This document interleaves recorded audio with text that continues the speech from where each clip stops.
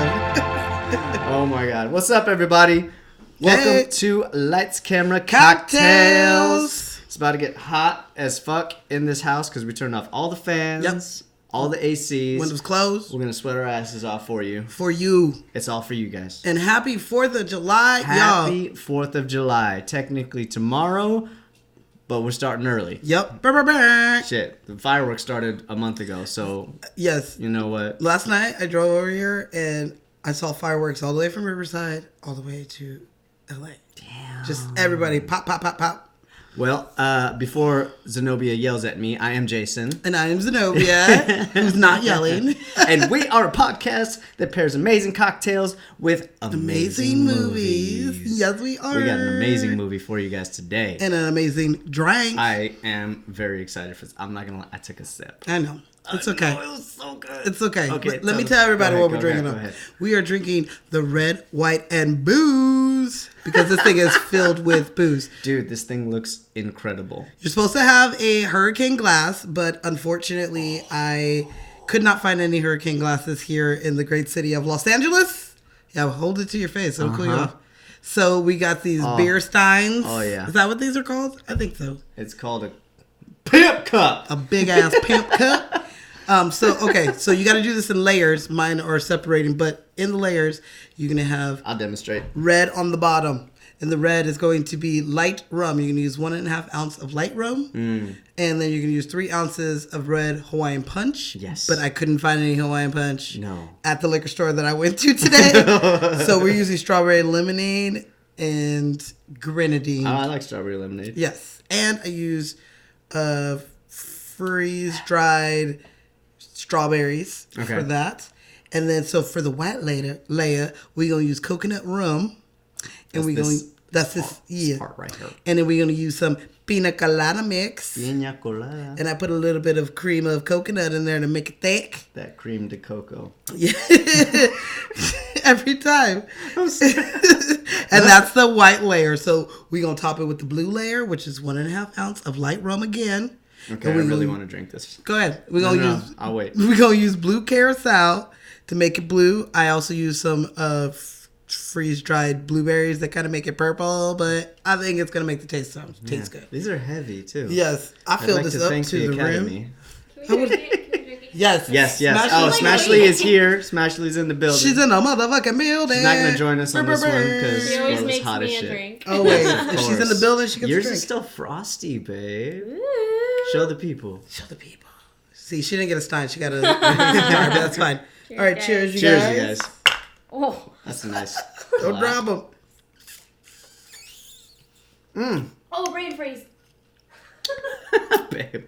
Totally worth it. That's so good though. Oh yeah. And that is Zenobia's partly made up red, white, and booze. That is really good. Adult slushy here. That's quickly climbing the charts. Yes. I totally tried to find a cool cocktail for us today. And when I found this one, all the recipes for these had vodka in them. No. And Smashy don't do vodka. No. And I don't really do vodka. And I don't really do vodka. So I decided to mix it up with some delicious rum. We used some Bacardi and Captain Morgan. So the Captain Morgan is the coconut rum, which is really good. I've never really tried it until Karina gave me a bottle of it, and it was really good. Our niece, big surprise, who just turned 21, Karina. She gave it to me. Thank you. Cruz, go yell at your sister. I know you're gonna see this. I know you're gonna see this. She don't watch, but okay. So that is the red, white, and booze because it's boozy. It's booze all up in that. Shit. All right, so we need thicker straws, though. Yeah, be careful with the blue because that's double alcohol. Gets stuck. Oh, really? Yeah, blue carousel. Okay. And the rum. Okay, so you ready for a little bit of herstory on the red, white, and booze? On blended cocktails. I'm going to get drunk fast. I already know it. That's good. This is cold and it's hot out here and it tastes good. Don't worry. I got another picture of it in the freezer. It won't be layered, but it's in there. Fucked up. Okay. Okay. So, we're going to talk about some blended cocktails. Okay. So let's talk about just sex, baby. Let's talk about just talk about ice drinks or Okay. whatever. So it started back in East Asia when they had shaved ice and they would serve them, like they would shave big chunks of ice, shave flecks off of it by hand and make it into a snow cone, put flavor stuff just like we see today, right? Yes. I've seen Memoirs of a Geisha. Yeah. And it's their delicious, cool a little treat. girl. This man gave me some sweet ice. Yes, some sweet ice. So the electric blender started back in 1920s. Oh. Did you know that? No. But they were really big, they were clunky, they were dangerous. They were not made for in-home. Like giant ones, like Yeah. Dr. Emmett Brown trying to make ice in Back to the Future Yes, Part 3. exactly. It's just huge. Iced tea? Huge, and there's like 2 ices, a piece of ice come up. Yeah, it's huge. So I think mainly like restaurants and like hotels and shit like that had it, but it wasn't like a thing like we all have, like we have today. Gotcha. So by the 50s, it became more like of the blenders we know today, where they were smaller, less dangerous, and could fit on a counter in your fucking house. It's a big ass glass. I gotta maneuver this one. Do your thing. So, where was I? Okay, so 1950s. yes, in the 1950s, it became better, and the guy who invented it was Fred Waring, and he invented the first like blender, and he released this book with his blender called The Electric Blender Recipe, and in that book was the first blended strawberry daiquiri. Daiquiris. Daiquiris, yes. We will do that movie. Okay, so it was first mentioned in this book. Okay. And around this time, also, blended margaritas started being a thing, because at first they weren't. They were just on the rocks. At and midnight? apparently, yeah, at midnight. And of course, I guess daiquiris weren't blended. I've always known them blended. Yeah, I've always known them as like ice blended. Well, before the 50s, no go. Because what they gonna blend it with? So once they started doing this, it became really big, and bars kind of couldn't keep up with blenders and making all these fucking tropical drinks, especially in the 50s when all those Hawaiian drinks became very big over here. Aruba, Jamaica. No, that's more of like the 80s when that song came out. Yeah, I'm talking about like the 50s, like in the late 50s, people came home from war and was like, you know what was kind of good? These tropical That drinks. lava flow. Yeah. I just got back from Pearl Harbor. Yep. Put We some did talk about pineapple in this my drink. with the lava flow. Yes. Bitch. So what they would do is bartenders would turn soft serves into drink makers so that Okay. it would be frozen. Okay. Which we still do. I do that at my movie theater, and that's how we make our daiquiris and margaritas in a soft serves. So it has made its way into being into mainstream. I mean, like, you know, if you go to a Mexican place and you're like, let me get a margarita, they're going to ask you, blended or on the rocks. All right. Because, Anybody that's been to Vegas has had a Fat Tuesday. ooh, I will right? stand That's in just line. a slushy with alcohol. Yes. And last time I did Specifically buy, tequila. I bought one of those right outside of Coyote Ugly when I went. That one that's like as tall as me. I didn't know. I got a little one because it was late. It was my birthday, and I was already been drinking too much. So, but yeah, and that is the history on the blended drink. I love it. Yeah. So we got a little history going on. Hey, no bullshit. This is really good. I know. This came out of my brainchild. you People, guys. I am sorry in advance because I'm going to drink this like it's a slushy. Yes, go ahead. I can't really taste the alcohol. I don't know how much you put in there. Oh, But Here's also, we have a big cast today. we done. Why don't you tell the people what we're doing? We're doing. Oh my God. Wait This is for a it. very big like event for us, you guys, or for me, because this is a first that we've been talking about for like 40 something episodes. We are doing Hold on. We gotta proper. Independence Day. Independence Day. It It is finally time with my baby Boo Boo Will for Zenobia Smith. to properly talk about Mr. Will Smith. Just not try to find a way to segue to him every episode. Now Is that why you wore red so that people can't see that you're blushing? I was going to wear red for. I was like, well, I guess I'll wear red for the podcast because it's like, It's Independence Day. Independence Day. And you got that blue. Then in your I hair. end up Look wearing at a you. white dress underneath this, and my hair is blue. So I really did dress up. Did and you I do this? Tell me you did this specifically for this episode. I didn't. I was going to do it blue anyway, but I didn't know what color blue. You could have said yes and be like, "That's how much I care."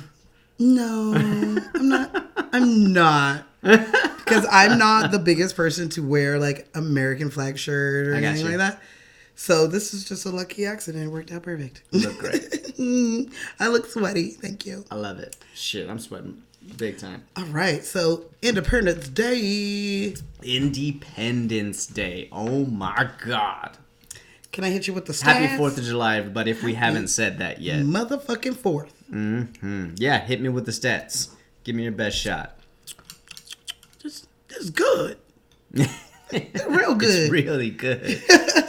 Okay. Independence Day. Okay. Came out July 3rd, 1996, which is the day we dropped this episode. Get the fuck out of here. Perfect full 23 circle. years ago to the day. To the day we are talking about Independence Day. Mm-hmm. So, budget, $75 million. Today's money, $122 million. Okay. So, it made $389 million in 1996. Fuck. So in today's money, it's $636 million profit Okay. that this movie fucking made. It is, I can't even, it's a huge blockbuster. Yes, absolutely. Hit. It put Will Smith on the map as being a bankable guy. Was this... Well, we'll get into him, but... Yes. Yeah. I'm sorry. I'm just going to mention him as much as I can. All right. So this episode, we're doing Will Smith along with Independence Day. Yes. Sprinkling some Jeff Goldblum. Because I'm going to geek out. Good. I was hoping you were going to geek out on I'm him. excited. Because I started writing so many For my pages of dude. Will. I was like, oh shit, what about everybody else? Yeah, there's a whole lot of people in this There's movie. people in this movie. A whole lot of people No with one told me there was fantastic resumes. Other people in this movie. Right? I thought it was just Will Smith. With Will Smith. Oh, wait, that's Gemini Man. What you talking about? Gemini Man? Will Smith with Will Smith? Yes. Coming to theaters soon. I do want to throw something out about that. Okay. Gemini Man. He's supposed to be Will Smith now, who's 50, and then like 25-year-old Will Smith. Will Smith in this movie is 26 when he filmed this. So this is like the Will Smith that he's pretty much trying to, they're trying to make young him look like. Now, in Gemini, does he look big or is he like Nah. skinny and cut like he is in this one? Yeah, he's more skinny and cut. Okay. I got you. But I don't know, I haven't seen the whole thing. Just watched the trailer a million times. So, Rotten course you do. Tomatoes. As you fall asleep. Yes. Rotten Tomatoes. Are you ready for the Did you critics? vote? I did vote. Okay. Okay. So, critics, 64%. Motherfuckers. Audience, 75%. Okay. I get it. Zenobia, 89%. Based on That the movie is good, how much of that is Will?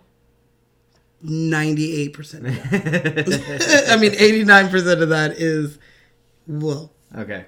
No, I'm just saying that the movie's good. Watching it 23 years later, you can see the technology difference from now Sure. into then. Yeah. The story is kind of weird towards the end, and I love it. And I love it because it still stands the test of time. It does. I think On it's a July 4th, well-written no matter story. what year it is going to be, in 3020, it's going to be playing this on TNT. Like, Sure. it's always going to be on in July. Now, this is an action blockbuster. Yes. This movie is made to have big explosions, big visual effects, Which we don't do much of. but it also our has a show. good story that interweaves itself in between, and they close things up at the end very well.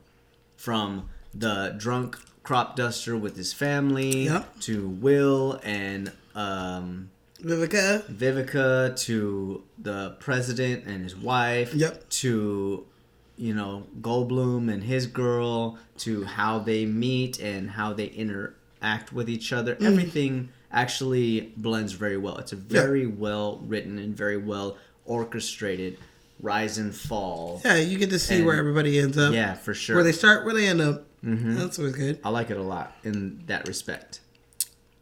And it's an awesome movie. So if you haven't seen it, I don't know what you've been doing with your fucking life. You had 23 years to see it. Yes, it did. Okay, so you ready for the completely made up drinking game? You ready? I'm ready. All right. So you take one sip when Will Smith is just sexy as fuck. No, I'm just joking with you guys. I'm just playing. That's not a real one. That's just me. But I thought about it. You take one sip when someone is on the phone. Okay. Which happens a lot. Now, keep in mind, I've taken like 30 simps just sitting here because this drink is so good. So simple way, people. Yeah. If you make this drink, you're gonna need to You're gonna be simping through this whole movie. All right. So you take one sip when someone smokes a cigar. Oh, And quite a few people smoke a cigar. Not until the fat lady sings. I didn't hear no fat lady. This is important. Fat lady. Fat lady. The dad smokes one, Will and his friend smokes Jimmy. one. And yeah, so even like one of like the captains or something, what's the scene where he like has it in his mouth and he turns and he sees something and he just drops the cigar out of his mouth because he's just so shocked. Oh, yeah. I forgot about that. Yeah, there's a lot of cigars. There's a lot of cigars in this one. Okay. Okay, so you take one sip when you see a news clip. Interesting. Which, fun fact, they used real newscasters for the clips. I like that. So if you recognize one of your state's newscaster, take a double sip.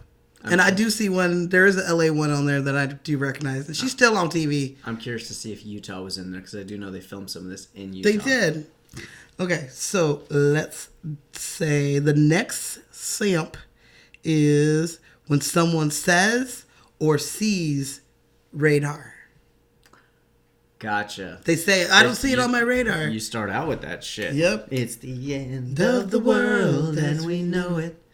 I feel fine. And that nerdy Asian dude that's golfing is like extra excited. It's like, motherfucker, you're not worried at all of what's going on here? And you know what he does? He picks up a phone and he calls somebody. Yes, so you does. take another sip on that one.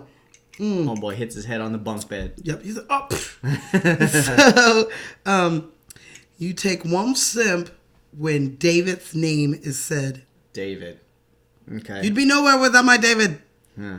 You guys would be dead now if it wasn't for my David. For my David. None of you did anything to prevent this. Yeah. Oh, don't get me unprepared. Yeah. What was it? New Mexico. Roswell, New Mexico. You knew then. And you did nothing. And she says his name a number of times as well. His name is said a lot. I don't even... The president says it. I didn't even know Will Smith's name in this movie until now because I never remembered. Yeah, I always remember hearing David, but I never heard what's his name, Steven.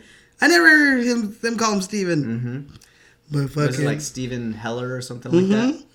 Sergeant Steven. Or Big Daddy, according to Jimmy. Check me out, Big Daddy. I'm going to try something. Don't do nothing stupid, Jimmy. You know me. Oh, damn, Jimmy. Okay.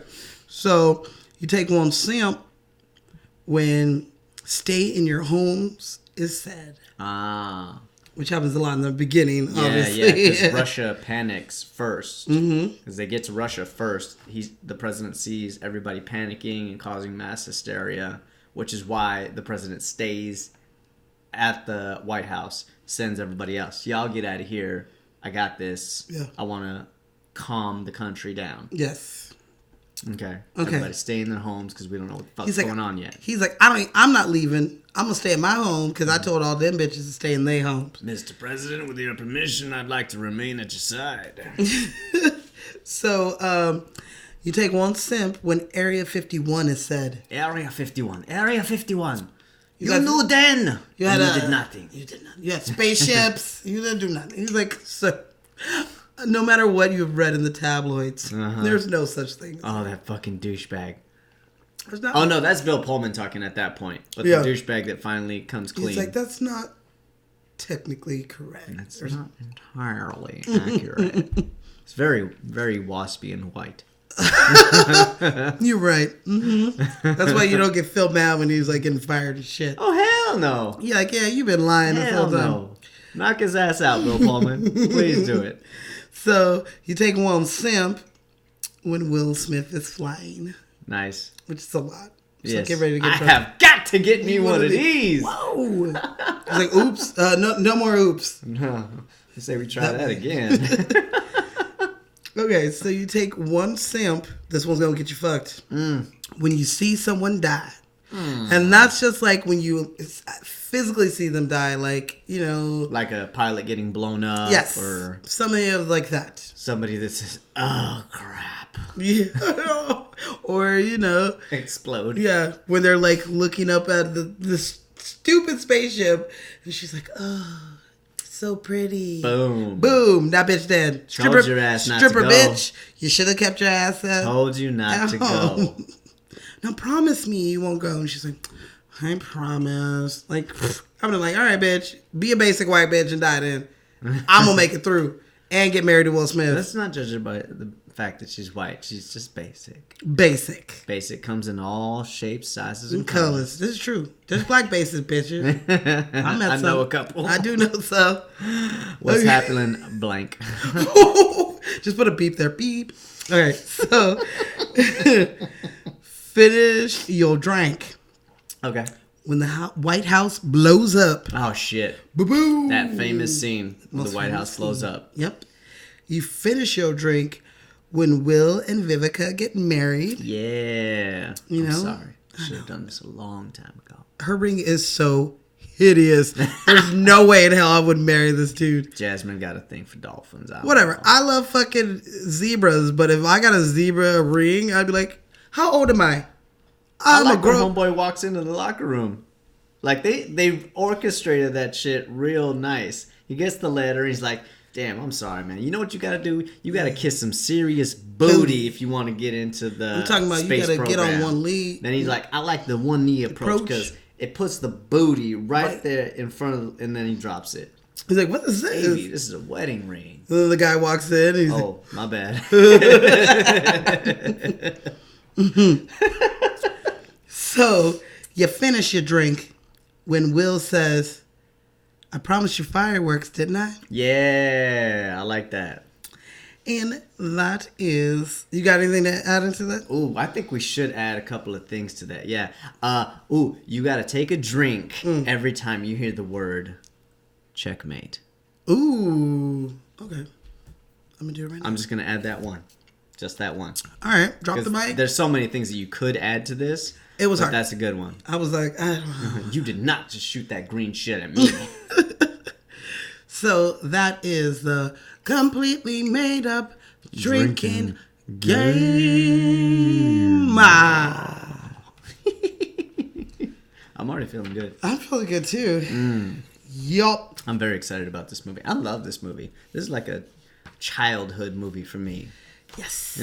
You know how people watch a Christmas Story or Yeah. whatever Christmas movie when Christmas comes around? I like this movie on 4th of July. Of course. Or around Yeah. 4th of July.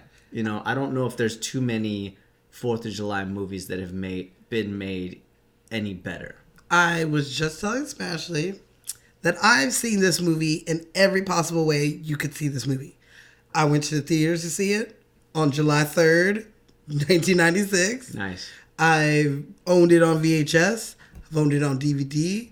I've streamed it. Like, I don't know. I've watched it any way. Have you watched I it? watched it on cable. While you're sitting on the toilet, Netflixing or YouTubing for like 30 minutes straight. Yeah. Dang, I just put my whole business out on the street. Everybody does it. Yes. It's fine. Any way you talk about it, I've seen it that way. Okay, well, let's dive into it then. Let's get into this movie. Something else that I would have brought up, but I think we got enough drinks or simps and finishes your drinks in there. But you know what would be a good one? If you take a drink every time you see the date come up on screen. Oh, so you like know how the they cards? post like July Yeah. 2nd, July 3rd, July Yes. 4th. Okay. That's kinda Independence Day. Yeah, exactly. I think that's cool. So, this wonderful movie was co-written and singularly directed by the great Roland Emmerich. Rolling with the homies. Rolling with the homies. Which Oh my I God, don't know when Elton.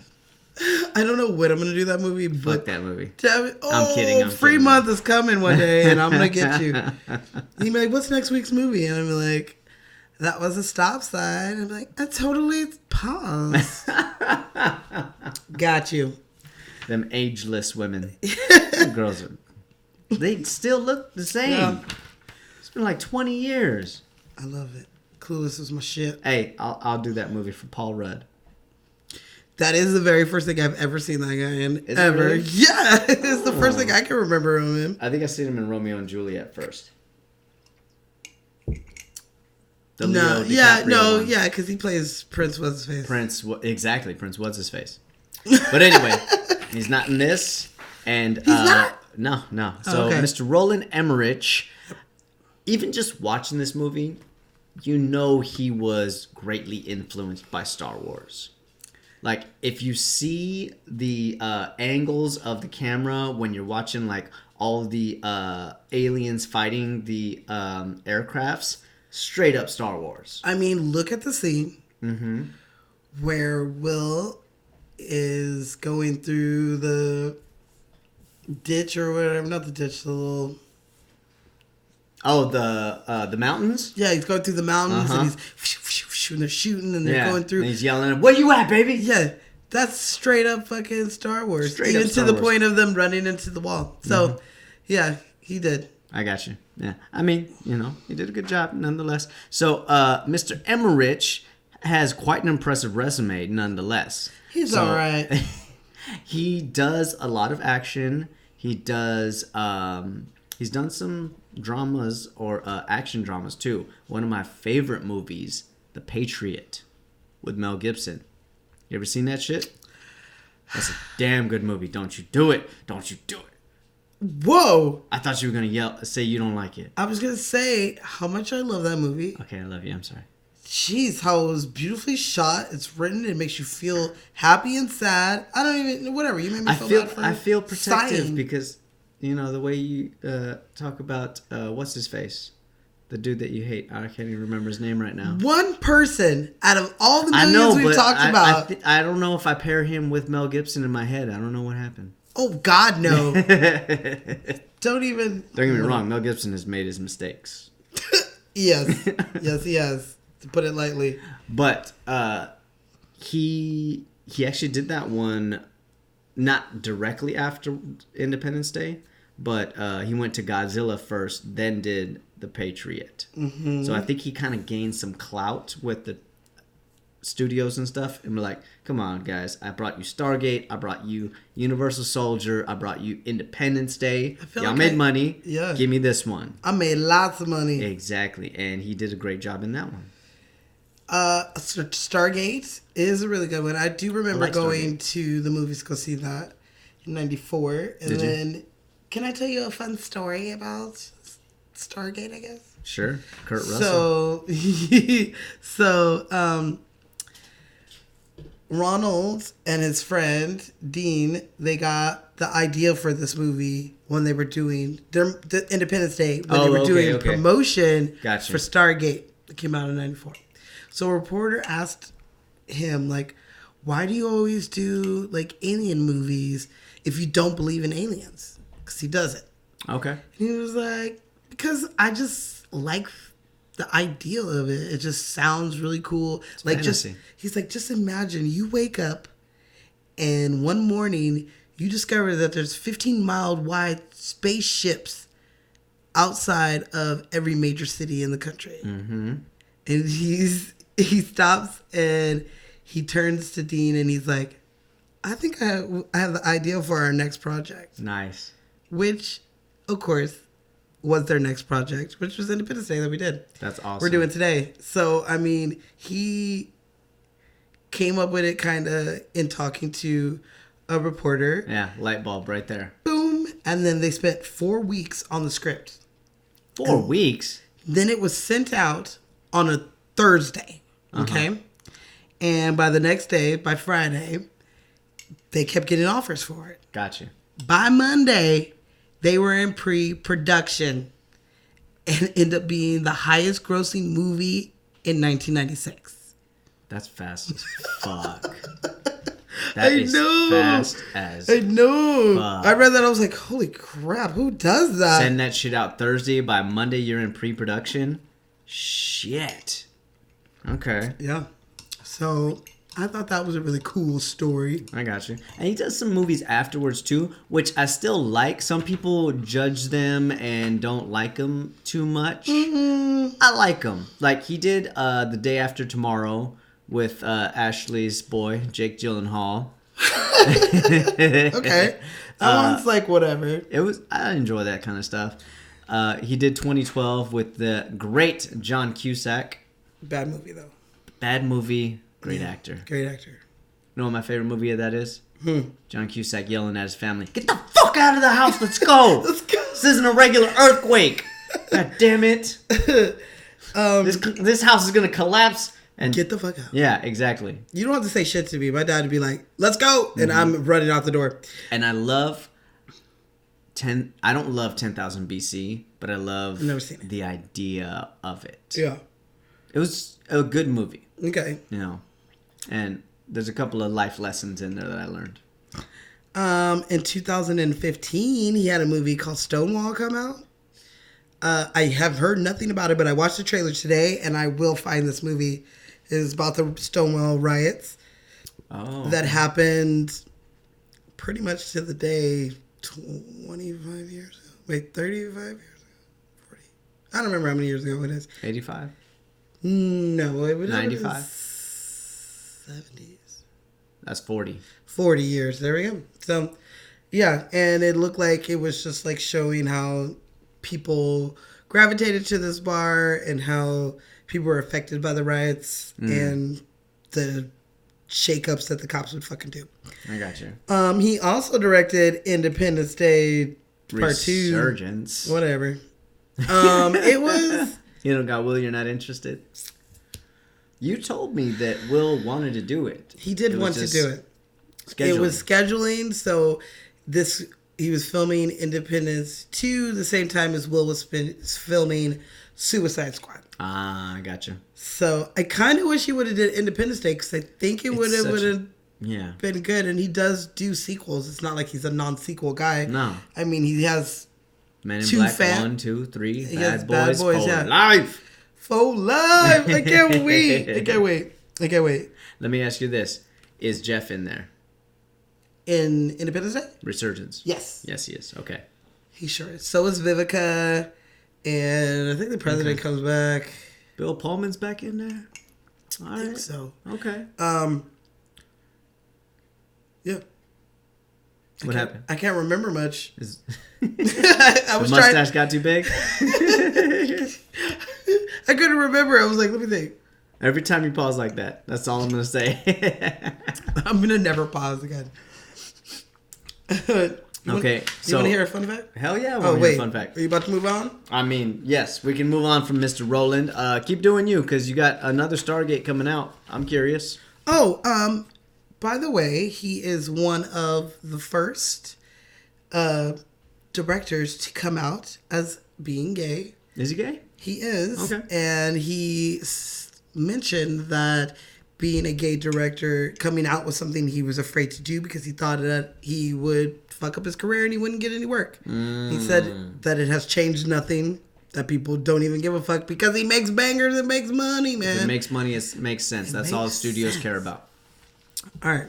So, when you're in demand and you're on your shit and you know, even you're his bankable. Flops, yeah, even his flops make a bunch of money. I don't give a fuck. So, the U.S. military agreed to support the film and allowed the crew to film in military bases. Gotcha. And even consult with some of the actors on, military procedures and stuff like that. But when they found out that there was parts about Area 51 in the script, they withdrew their support of the movie. Ooh, interesting. Because that shit is real. It's real, man. Fuck yeah, it's real. I know it's real. I believe in aliens. I believe in aliens. I love them. Do you? No, I'm scared of them. It's all because of this movie, too. They're here. So... I give you a story that is not in IMDb or any of the web searches. Hit me with it. How do I know it's true? I can't verify it. I mean, second degree of separation. All right. So I had this acting coach. Let's call him Ryan R. Williams, because that's his name. I was like, whoa. Okay. So he was in this movie as an extra. And apparently, when they were shooting these scenes where the spaceships are shooting all across the bases, the stuntmen did not want to do it. None of the stuntmen wanted to do the scene because they told them, like, you're out of your fucking mind. I'm not running that close to these explosions. That is incredibly dangerous. That is incredibly stupid. You guys have to do this. You have to do a better job of this. And so all the stuntmen walked off. Okay. And They just was like, extras! yeah, exactly. I think I even spotted his ass in one of these scenes. And so they put all these extras and anybody that was like technically down to, risk their lives next to these explosions. Because you see how close some of these guys, get blown to the left, blown to the right, this, that, and the other. If Will Smith Those asked explosions me are real. himself, I'd probably do it. They gave him a pay bump and these extras did it. All right. Yeah, that was interesting. And that was the stuff that was filmed in Utah. Among other scenes, obviously. I'm getting the hiccups already. Shit. Dang. Okay. You got me in a rush. I just had my coffee, too. Do you want another fun fact? Mm-hmm. While you're drinking your coffee. So, Hit me with your fun fact. I'm gonna hit you with my fun fact. So the helicopter used during the welcome wagon scene, Oh, yeah. they added a bunch of flashing lights to it, and they took it out for a test spin once they got it, and over 150 residents of Orange County, California, called the 911 because there was something flying in the sky that they didn't know what it was, and they got all these calls about a UFO sighting. This was in Orange County? Orange County. Shit, I know my mom didn't call. I don't know. She's always looking. She's always looking at that moon. She's always looking at the moon. She's not going to waste her time calling, though. She'd be That's like, true. check this out. See, I told you there was aliens out there. In 90, what was this filmed in? 94, 95? Yep.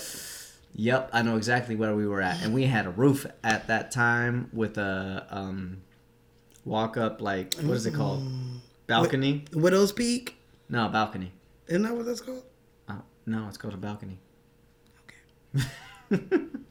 I feel like I We know. used to sit on the balcony and watch the fireworks at Disneyland. So maybe we were up there and maybe they saw that stupid helicopter.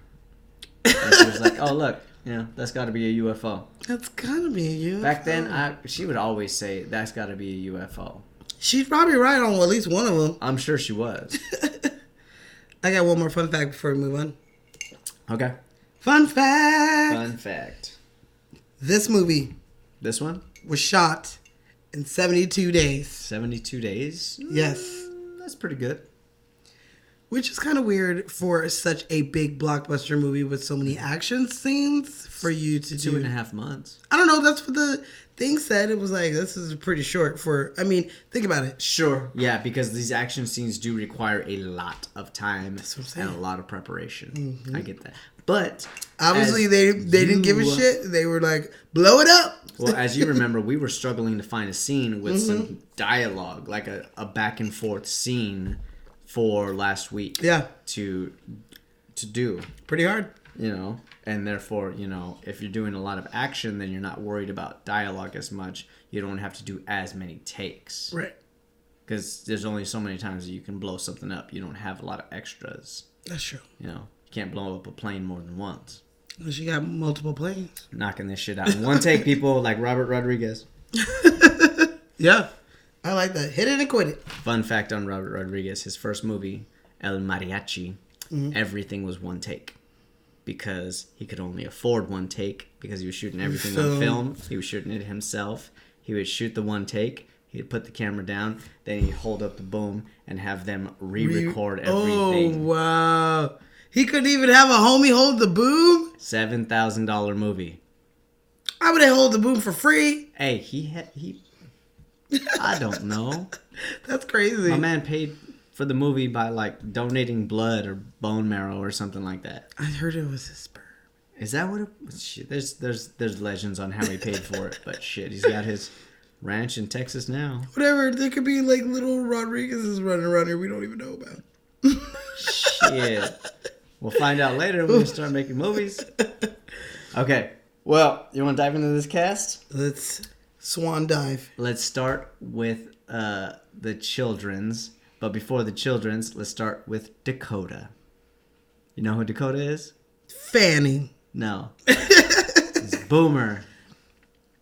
The dog. Oh. The super dog. Boomer the dog. Boomer! He's jumping all over the cars and then he like barely dives into the cage or underneath the freeway. Yep.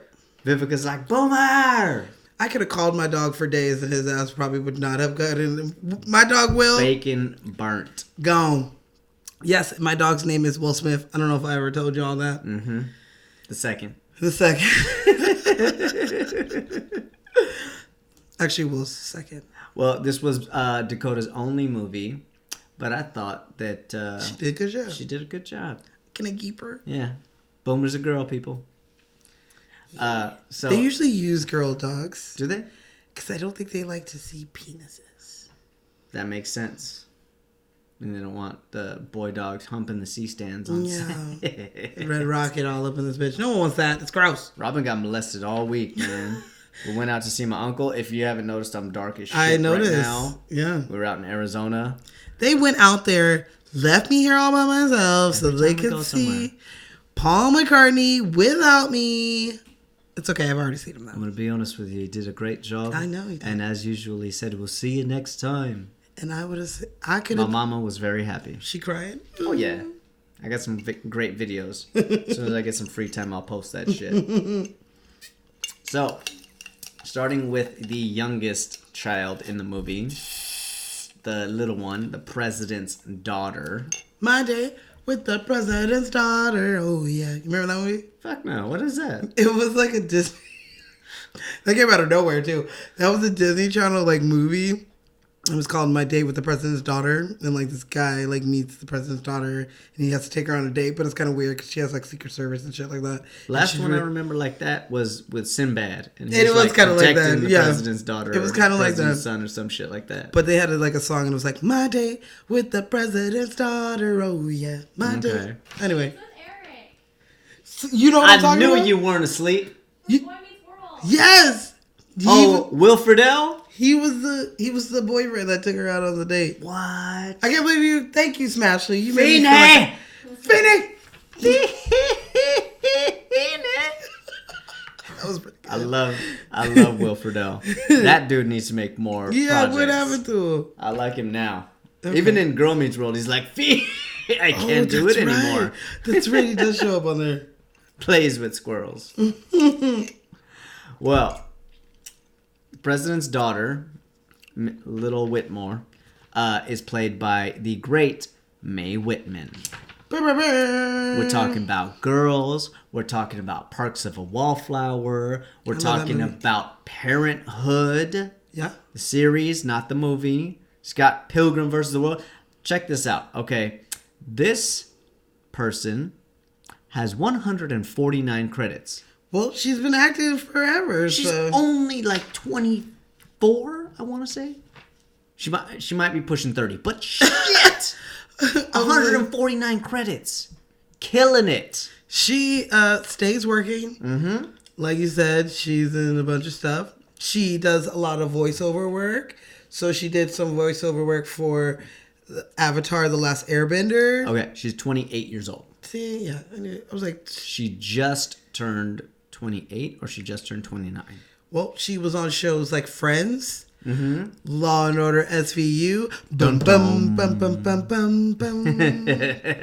And she was on ER. She stays working. Killing it. And she's so cute and so sweet, too. She was in The Duff. Did you see that?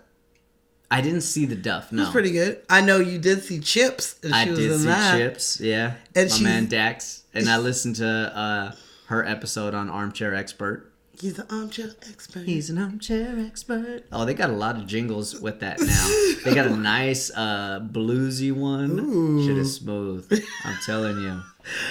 She's also currently on a show that I love right now, The Good Girls. Good Girls. Is that the one I think I mistook Good Girls for Girls? Or was she in both? I wouldn't be fucking surprised. I didn't see her on Girls, but I wasn't the hugest fan It of must have Girls. been Good Girls. But Good Girls with the chick from Mad Men and Rita from Parks and Rec. They're down on their luck and they got to do some robbing and some stealing and some shit. It's really good. It's really good. It's funny, and she plays like the pretty much like fucked up sister. Now I got Beastie Boys in my head. Rhyming and stealing in not in the LBC. Just stop. They're not from here. I know, but I know that song. Somebody's gonna comment on it though. Yeah, they're gonna be Rashad, like, I know you know it. So she has been acting a lot. She's still doing good. I'm sure we'll talk about her in another movie. Dude, she's gonna hold the record for the most projects in a lifetime. If she keeps going. Who is hot More on this projects than bitch? Samuel Jackson. I don't know. I mean, she do be working. She's working her ass off. But Samuel Jackson doesn't really do TV shows. He be pumping out movies. Does whatever is clever. I did see the trailer for the new Chef just barely last night. Calm yourself. It was good. I mean... you've already seen it? Yeah. Oh, shit. All right. Well. That's what the eye roll was for. Ross Bagley. Ba-ba-ba. Little man, little Nicky. Okay. This kid was absolutely adorable. As a kid. I haven't seen him in... I mean, I've seen him as an adult. He's cute, but he's not... so cute? He's not like, oh my god. Uh-huh. Little Nicky. Little Nicky was hilarious. Who grew up in like 2 seasons. Nicky, go make yourself dizzy. So those of you who don't know, we're talking about Ross Bagley played Nicky on The Fresh Prince of Bel-Air, a.k.a. Uncle Phil and Aunt Viv's youngest. Their midlife crisis child. That's what I like to call him. Philip, I'm pregnant! Yep.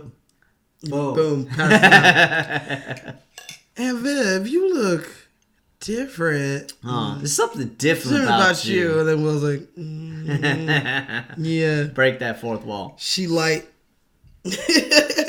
I like him in this. I like him in Fresh Prince. I like him in Little Rascals. What's the number? 911. Uh-huh. And like he goes, oh, there's my mom. And the guy's like, It's Whoopi. Yep. Whoopi waves at him. I like when he's negotiating with little man. He's like, I'll pay you my pickle for a nickel. How about 2 cents? Okay. Okay. I got a pickle. I got a pickle. I got a pickle. Hey, hey, hey, hey. We got a dollar. We got a dollar. We got a dollar. Hey, Hey, hey, hey. And he's still working.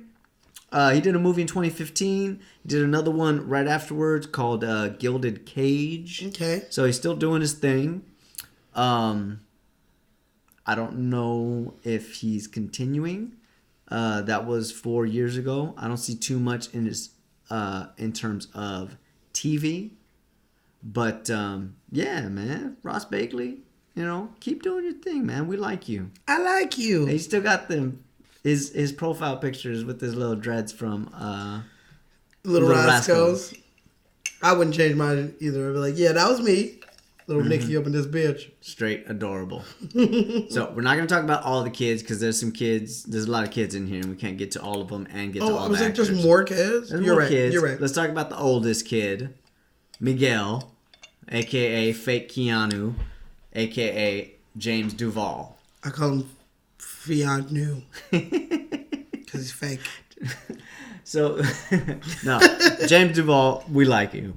I'm just kidding. So, he played Miguel.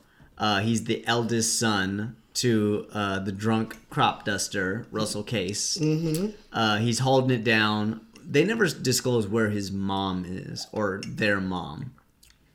He's just basically, I'd like to think taking care of his siblings. that she died, and that's how he got hooked on drinking. All the fucking time he's just trying to cut. Okay, I got you. And then one day, he gets abducted by aliens, and everyone thinks he's even more crazy. That's what I always took out of it. Possibly. Well, James Duval has done some other movies that I like.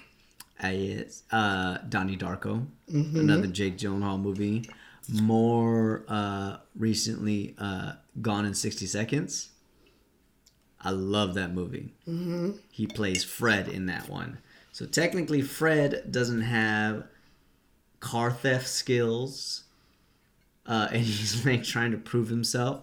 So he steals a car that wasn't supposed to be stolen. Oh, that's He's right. like, They get all so you mad guys at think him. I can only order pizzas, huh? Boosted it myself. They're like, what the fuck is wrong with you? You stole a car that wasn't on the list. It wasn't on the list. You fucking dumbass. But, yeah, James Duval, he looks like Keanu Reeves. Fake Keanu. I mean, Frianu. I don't know if he's trying to be or if he's just, that's him. Well, And I mean, Keanu was pretty big he in just 96. came first. Keanu showed up first. Keanu was kind of big in 96. Yes, he was. And they were like, we can't afford this dude to be the kid. No, they Let's couldn't. just get the number 2, Fianu. Yeah, Fake exactly. Anu. Well, I think he's got a lot of shit announced and in pre-production. I don't know if he's got his own production company or what, but my dude has 1, 2, 3, 4, 5, 6, 7, 8, 9, 10, 11, 12, 13, 14, 20 some odd projects in completed or announced or filming or in pre-production or in post-production. He's working his ass off. As an actor? As an actor. He's got names in all these projects. Okay. Maybe he's directing his own shit. I don't know. Smart. But yeah. James Duvall's killing it. And just in case you guys are wondering, he has no relation to Shelley Duvall or Robert Duvall. He's not a Duvall? He's not. He's a Duvall. He's not related The to Duvalls. the Duvalls of Hollywood. Hollywood swinging. Can we talk about one of my favorite characters? No. Or one of my favorite actors? Why Okay. not? All right, fine. You love this person too. Will Smith? Not yet. Oh. Harvey Feinstein. Okay. Fierstein. Okay, Excuse me. okay. You know who that is? Yeah. Who's that? I knew you were going to ask me that. Says it's the old white dude. Yes, it is. He is famous for his voice. So, we're talking about Mrs. Doubtfire. We're talking about Mulan. Did you know he was in Mulan? Yeah, he does. He plays Yao, Yeah. King of the Rock. Yeah. He's got this raspy voice. David, why did you tell me to not to Huh. call my mother to go Why to... did I send my mother to Atlanta? David! I gotta call my shrink. I Forget gotta call my brother. I gotta call my aunt. I gotta call my lawyer. Forget my lawyer. Yeah, that's him. Can I give you a fun fact about that before you move Give on? me a fun fact about him. Originally, that line was, fuck my lawyer. But they took it out because they would have got an R rating, so they dubbed it to say, forget my lawyer. Okay. Which I always thought sounded weird. Sounds a little off. A little Yeah. off. Even as a kid, I was like, that line always sounds a little weird. Mm-hmm. Now I know why. Yeah. So, I don't know if you know or not, but is he gay in real life? I think so. Okay. Because he clearly plays gay in this one. He plays gay in Mrs. Doubtfire. Wait, what's his name? They call him like Aunt something. In Uncle Mrs. something. Doubtfire. Yeah, him and his partner are called Uncle like Frank and Aunt Jack. and Aunt Jack. Yeah, I always love that. He's like, matchmaker, matchmaker, make me a match, find me a find, Uh-huh. catch me a catch. I like those conversations. He's like, "What about Joan Collins?" Oh, I don't think I have the strength. I don't. Oh, But I got some plaster. he's like, all right, that'll do. I like him in this movie. Mm-hmm. I like him a lot. I wish that he didn't die so early. You knew he was gonna die. Did you though? Yeah. Because he's in charge of the cable office. Maybe he should have went down And, to the basement with he should everybody have gone else. down to the basement with everybody else. Or just follow David Can around. you believe this? David, haven't you been watching? You haven't been watching? David! That's twice. I told Take you. a simp. They say his name, a lot in this movie. You will realize that once you play my game, you're like, damn, I didn't know anybody's fucking name in this movie except David. Mm-hmm. Well, he also played Sid Loomis in Bullets Over Broadway. I know how you like your musicals. Yes. You're right. I totally forgot about that. He did Dr. Jekyll and Mr. Hyde. He did a bunch of stuff. More recently, he did Hairspray, the live TV movie. You're right. He played Edna Turnblad. Mm-hmm. Yeah, exactly. And he's doing The Dark Crystal right now, Age of Resistance. It's in post-production, coming out later this year. He is a voiceover. He's got that fucking voice. And David.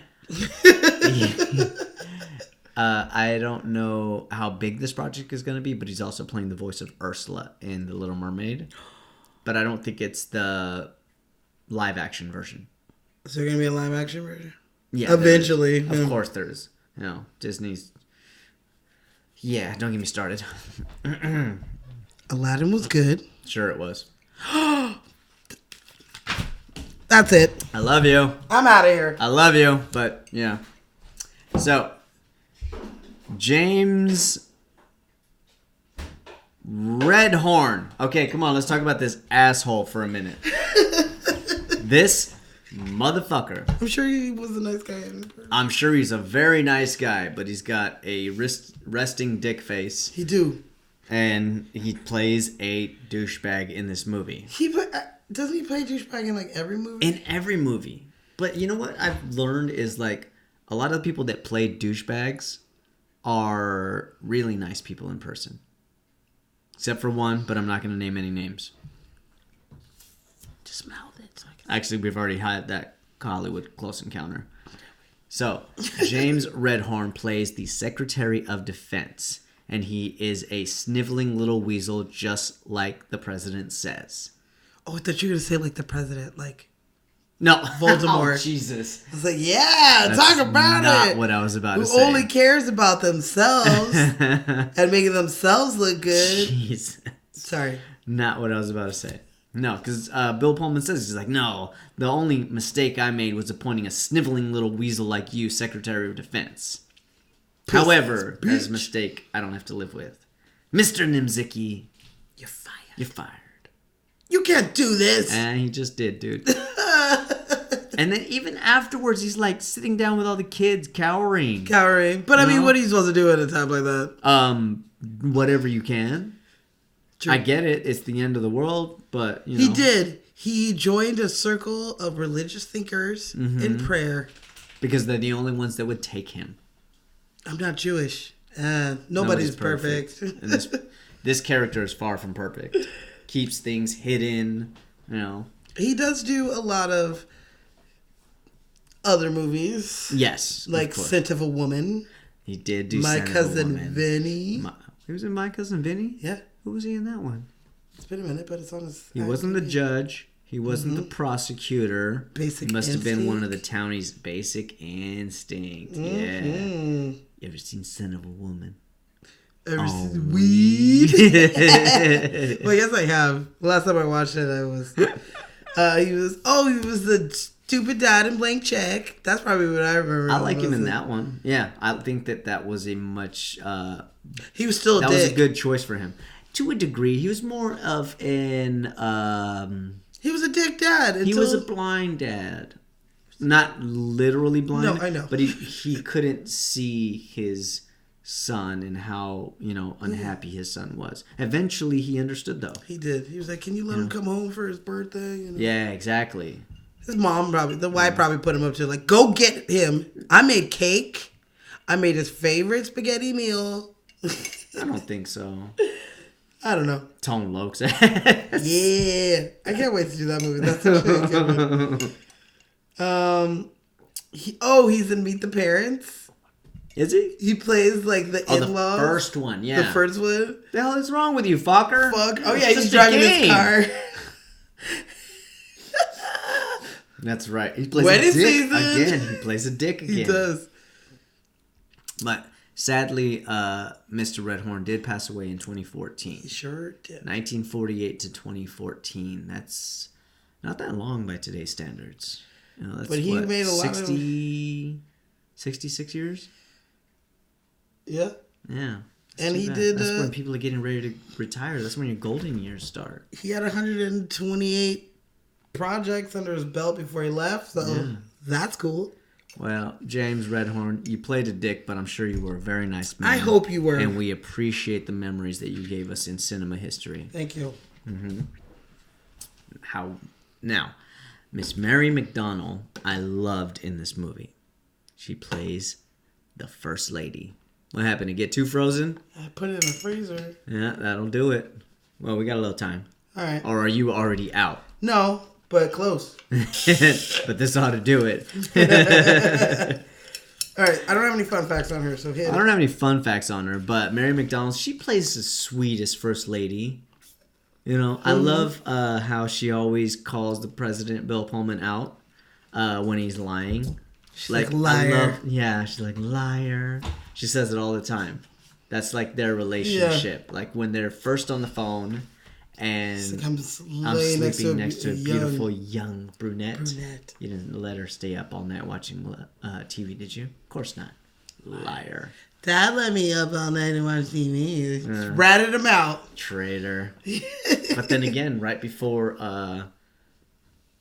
they're about to strike, she's like, you are staying there because you don't want to cause a panic, and I'm not going to let them criticize you for it. I will stay until after the interviews are done. Yeah. And he's like, well, I'm going to be honest with you. I don't want you in that city, and I don't want you in this city either. And he says something, and she's like, liar, don't you lie to me. She always calls him out on shit. And even, sadly, when she passes, he tells her, the doctors say you're going to be just fine. She's like, liar. Yeah, she smiles, and she's like, liar. Oh, it's so heartbreaking. Yeah. So fucking heartbreaking to see that. She was also in Donnie Darko. There's a few people that were in Donnie Darko. She was. She played the mom? I don't remember. Yeah. Most people know her from Major Crimes. She's been on that for the last 6 years. I don't know if she's in the newest season. Or did it get canceled? I've never watched it. No? I've seen a few episodes. She plays Sharon Rader in that one. But, 6 episodes of Major Crimes? Shit. She don't gotta do nothing left. She did a Scream movie. Which one is she in? Number 4. The worst one. I mean, it is what it is. They're all, I mean, like, what do you mean? I mean, the first 2 are bangers. they're okay. They're all funny and goofy. They're screams. Yeah. Yeah. They're funny, they're goofy, and they're supposed to scare you slightly. You don't get it because you do. Yeah, it's not my thing. You're Not right. your thing. You're not. Okay. Well, you want to take the reins on Miss Fox? Can I give you a fun fact about this movie before we start with her? Go for it. All right. The president's speech was filmed on August 6th, 1995. Okay? In front of an old airplane hangar that once held the atomic bomb Whoa. that was dropped during Hiroshima. Was it Okay. dropped on Hiroshima or Nagasaki? Hiroshima. Okay. And that happened 50 years to the day on 1945 of the same day that they were filming that. Wow. So that was kind of cool. August 9th, 1945. August 6th. August 6th, excuse me. Flip that 9. I have another cool Fun fact? fun fact about that speech. Okay. I like that speech. Okay. Bill Pullman did a good job on that speech. And this is why we got the speech, right? So when the movie started, it was called ID4. That was the name, like the untitled name of the movie. Because from what I gathered, Fox didn't own the rights to the name Independence Day. Okay. Somebody else did. So while they were figuring out... Excuse me. Excuse me. Whoa! My bad, people. So they didn't own the rights to the name Independence Day. And they were going through legal troubles, trying, battles and trying to get it. So they asked them, like, hey, why can't you just, like, name it something else? Like, Sky of Fire or Invincible or something like that. Okay. Vanish. They're like, yeah, can you, like, name it some of these things instead of Independence Day? So Ronald T. was like, I kind of want it named this. So they went back and they filmed the speech and they threw in that line, and today we celebrate our Independence Day. And he added it to help to get the name for the movie, and it did help. Gotcha. That's awesome. And sometimes Rewrites, y'all. Yeah, sometimes people don't like when the name of the movie is said in the movie. Mm-hmm. And this time it actually helped and it worked. Yeah, like this you didn't time it feel works. you didn't feel bad because it was Independence Day when they were going to battle. And he's like, yo, this is not just like Independence Day as in like we signed the fucking shit and all minute. This is our Independence Day because the whole world is fighting to save the planet. Yeah. Like it's the world's Independence Day. Exactly. And they This kind will of no longer be known as an American holiday, but as the day when we said in one voice, we will not go quietly into the night. No. We will not vanish Without a fight. That voice. We're gonna live on. We're It gonna survive. is a pretty good It's a good speech. speech. But he's got that voice too. Yeah. Okay, so in the new movie, they mention the first movie. And they reference it as being called the War of 1996 or the War of 96. It's like that's what that war is. Gotcha. It's like, we're not in Korea, we're not in Iraq. The whole world is fighting for the whole world. Yeah. And it can't be called World War III because it's not a war between us. Between the world, it's It's the Great War of 96. 96. And, they show Will Smith's picture.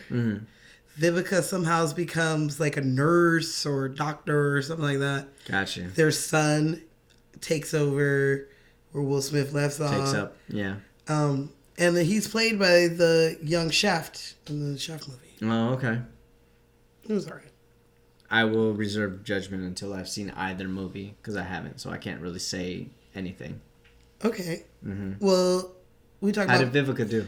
Vivica, in finding fun facts about her, I found that she is more talked about her looks than we are about her acting. Over like the mid to early 2000s, mid 90s to early 2000s, she is more on all the 50 hottest women. 50 hottest black women. Hottest woman of 97 or whatever. She was just on a shit ton of lists. She was a sexy little thing. I do think that she went too far on her plastic surgery. And now she doesn't look like our fine Vivica that we have. Did she get that work done? She did get that work done. She is now a semi-recurring role on Empire. She plays Cookie's sister. She plays Cookie's sister, one of her sisters. Okay. So she's still working. She's still out there. I believe she released a book not too long ago about her career and falling in love with, rappers and shit like that. Oh, yeah. I'd like to thank Vivica for wearing that dress. Fine ass bitch. Stupid 50 Cent. You know he got at her. Oh yeah, no, they dated for a long time. Did they really? Probably a year. Is that how was that his intro Intro into what? into her dress? I don't know. He picked the dress. He's like, bitch, you going to the Grammys with me. Oh, wait a minute. Did they go together? Yeah. Oh, okay. I thought that like they weren't hooking up at that time. Well, they went as a date. I don't know. If they went as a date, then there it is. What's your favorite movie of hers? I just spilled on my leg. Nice. Seem to have messed myself. I didn't really mess myself. Kill Bill? Huh? You wanna know? I'm good. Kill Bill. Kill Bill? Okay. What about you? Black Mamba. I should have been Black Mamba. And you know what? I fucking feel Vivica. I would have been livid too.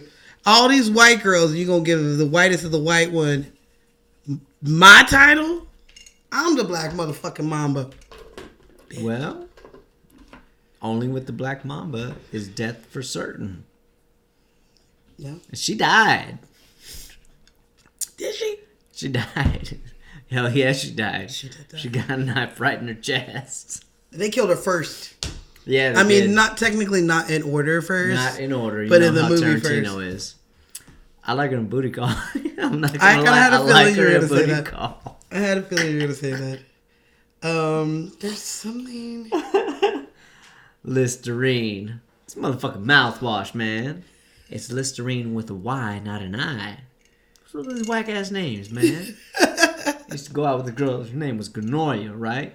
But she spelled the shit like gonorrhea. I can't put that on no postcard. That's true. I can't send a letter to mama with the name on it.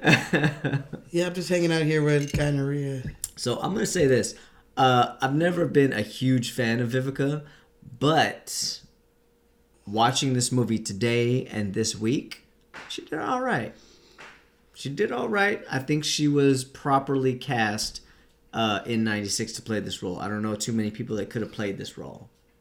Uh-oh.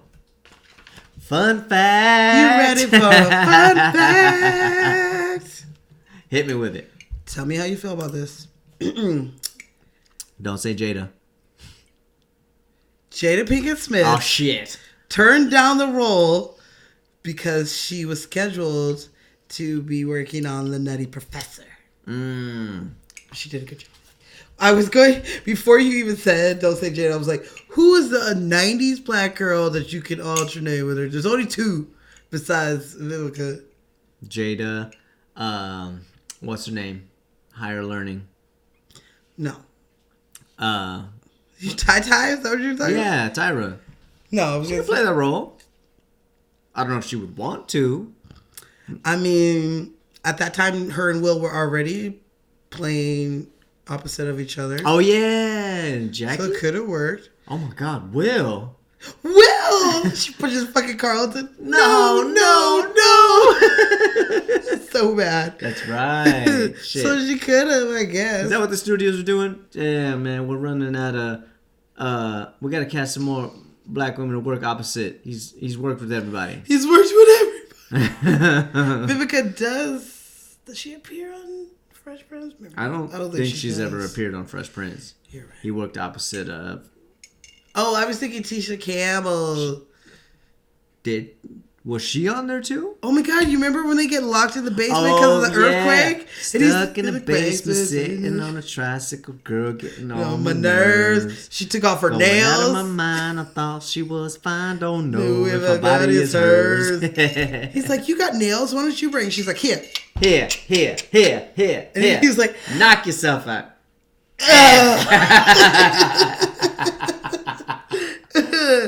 For real. Okay, so he worked with Tisha. He worked with Queen Latifah. Yep. He worked with Tyra. Ty. He worked with Lisa. Long. Nia Long. Nia Long. Fine ass Nia Long. Fine ass Nia Long. Yeah, I don't think he worked with Vivica on there. She might be the only one. Who else was popular in the 90s? Jada. Holly? I guess they haven't worked together. No. She was too big for his show. Well, Maybe. No, when it started, no. By that time, what was she doing? In like 96? Yeah. I don't know either. I can't remember. I'm too drunk. I'm drunk, Lou. You know what it is? It's my house. And if you don't like it, you get the fuck out. What's up, YouTube? Name that. What would that be called? Special. Name that special. Well, Vivica is still doing her thing. She's got, 1, 2, 3, 4, 5, 6, 7, 8, 9, 10, 11 projects in either pre-production or post-production or completed or filming. You know, and like you said, she's doing Empire right now too. So, Vivica, we still love you. Love you, boo. Age gracefully. You're beautiful. Black don't crack. I don't know why you're tripping. Yeah, exactly. Exactly. And maybe I will watch Independence Day Resurgence. You know, it's got the young Shaft in there. Young Shaft Vivica's still in there. Pretending to be the new Will. Mm-hmm. Jeff is still in there. Bill Pullman's still in there. Mm-hmm. I'm gonna have to check it out. There's a lot of people still in there. Okay. Well, is Margaret Collin still in there? I don't know. She plays Jeff Goldblum's ex-wife. Oh. So she is the what would you call her? Like she's in his cabinet. She's like his publicist sort of person. Speaker of the House? She's not the Speaker of the House. But she is Bill Pullman, the president's, like, I would just call it his publicist.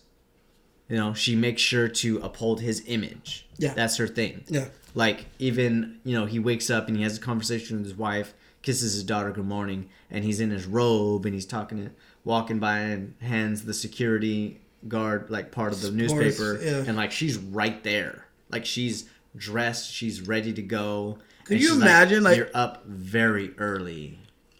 Like, could you imagine, like, your publicist is the first thing no, you see? I'm just saying, like, can you imagine, like, waking up and you get to, like, work with the president? Like, can you imagine Barack Obama just walking down the hallway in, like, a bathrobe? Like, that's just funny to me. If Barack is walking down the hallway, I'm going to study him and I'm going to be like, He's probably wearing... he's going to grab his balls. Watch. His walk is just... Who the hell said it? He's like, Barack's got a walk that's just a little bit too cool to be the president. You guys, this fucking drink is good. I think it was Jay Farrow that said it. Because he's great at impressions. It's damn good. It's a damn good drink. Babe, how you doing over there? You want some more? No, I've been out of it for a while. She's Oh, quiet. we got refills over here. No, I've been like buzzed for a while. Ooh, Awesome. Red, white, and booze. Red, white, and booze. This is a damn good drink. This one I would put right up there with the $5 milkshake and the sexual chocolate. Oh, yeah. There's a couple of other good ones in there. Guys, I'm knocking this shit out. Why do you not work at a bar? That's my next goal. You need it. You really do. I do. You really do. You just want free drinks off of me. Shit, I get free drinks off of you. That true. Well, she's working on Veep right now. Oh, yeah. Uh-huh. I haven't watched the show, but I'm happy for her. She's been on there since 2017. She plays a character named Jane McCabe. Okay. So she was not, unfortunately, in the Independence Day Resurgence. Yeah. So that makes me curious as far as what they did as far as writing her story out. I mean, I guess they didn't need her. Did they mention her? I don't remember. Because Jeff Goldblum's in there. I only saw it once in the theater. Or at the drive-in. Jeff is in there. Yeah. So, I mean, it appeared at the end that they got back together. I don't remember. It's a damn shame. Maybe next year. Maybe next year. Well, then fine. Can I give you a fun fact? Give me a fun fact. Fun fact! The only real plane flying in this entire movie in the actual sky is the crop dusting scene. No way. Yes. That's it. That is so perfect that you mentioned that. Because the next person I want to talk about is Randy Quaid. Randy motherfucking Quaid. Russell Case, sir. Yeah. And after Nam, Got into crop crusting and So drinking coffee. been doing it ever since. Well, Randy Quaid is the older brother of Dennis Quaid. Is it really? Yes. Did you Hey, know that? baby. Did you know that? No. But Hollywood Close Encounter. Ashley, Smashly, not Ashley. Ashley was not to be found. Oh, shit. Smashly okay. was out dancing and ran into Randy Quaid. Randy Quaid was drunker than Smashly. I can see He that. stumbled out of the dance club. His It's like fun. a salsa place. Dennis Quaid. That's what I said. You said Randy Quaid. Oh, Oh, I was my about to be fault. like, Jesus. Shit, I fucked up. Scratch that, strike that, reverse it. Yeah. Gene Wilder. Hello. I love him. Do you? Yes. He's talking about Dennis Quaid. Well, My fault. okay. They're brothers, but the two have not talked in over 20 years. Wow. Over, I don't know, to some bad real estate deal. Like something stupid. I have to say that has to be stupid. I mean, anything that's not like he called my mama outside her name or, burnt the house down. Did something extremely unforgivable. Who gives a shit about a house? That's your brother over 20 years and you guys are working the same town? Well, since we were talking about Gone in 60 Seconds earlier, I will quote the movie and say, "This is why I do not do business with family." Yeah, it's true. Except I am, I guess, right now.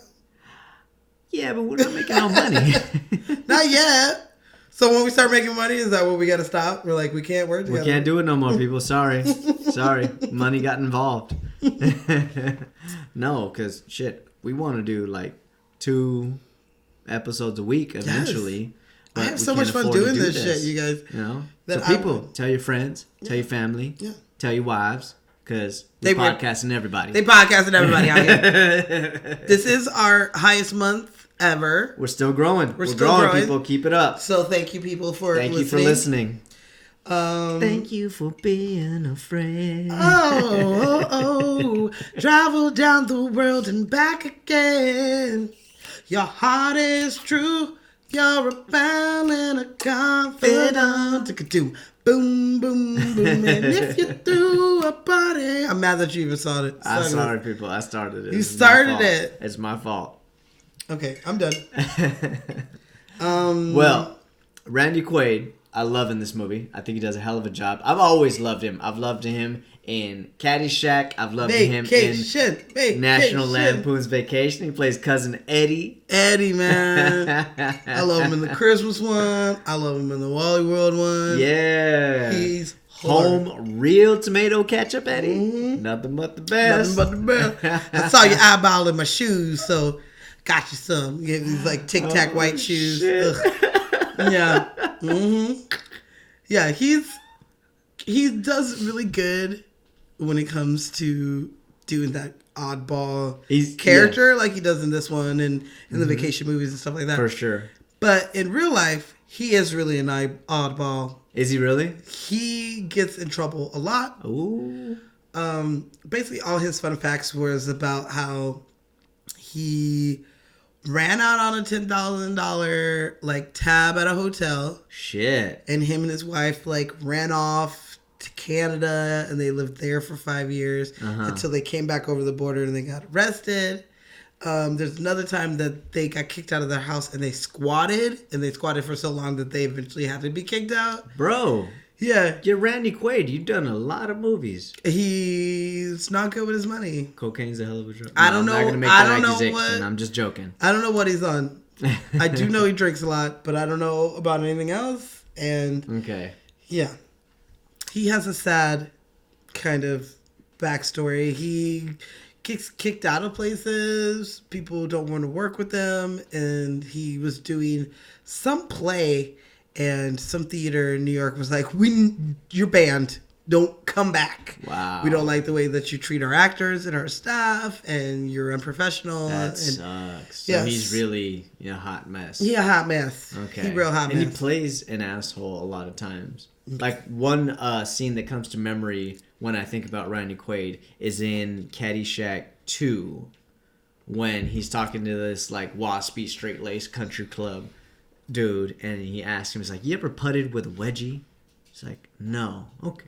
Yeah. Oh, yeah, it's great. All the pros are doing it. So you take your stance like normal, take your club and everything, and then he grabs homeboy's underwear, rips it up, and he's like, this is a wedgie.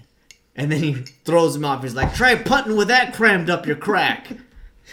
He's such an asshole. He is, he's a weird dude.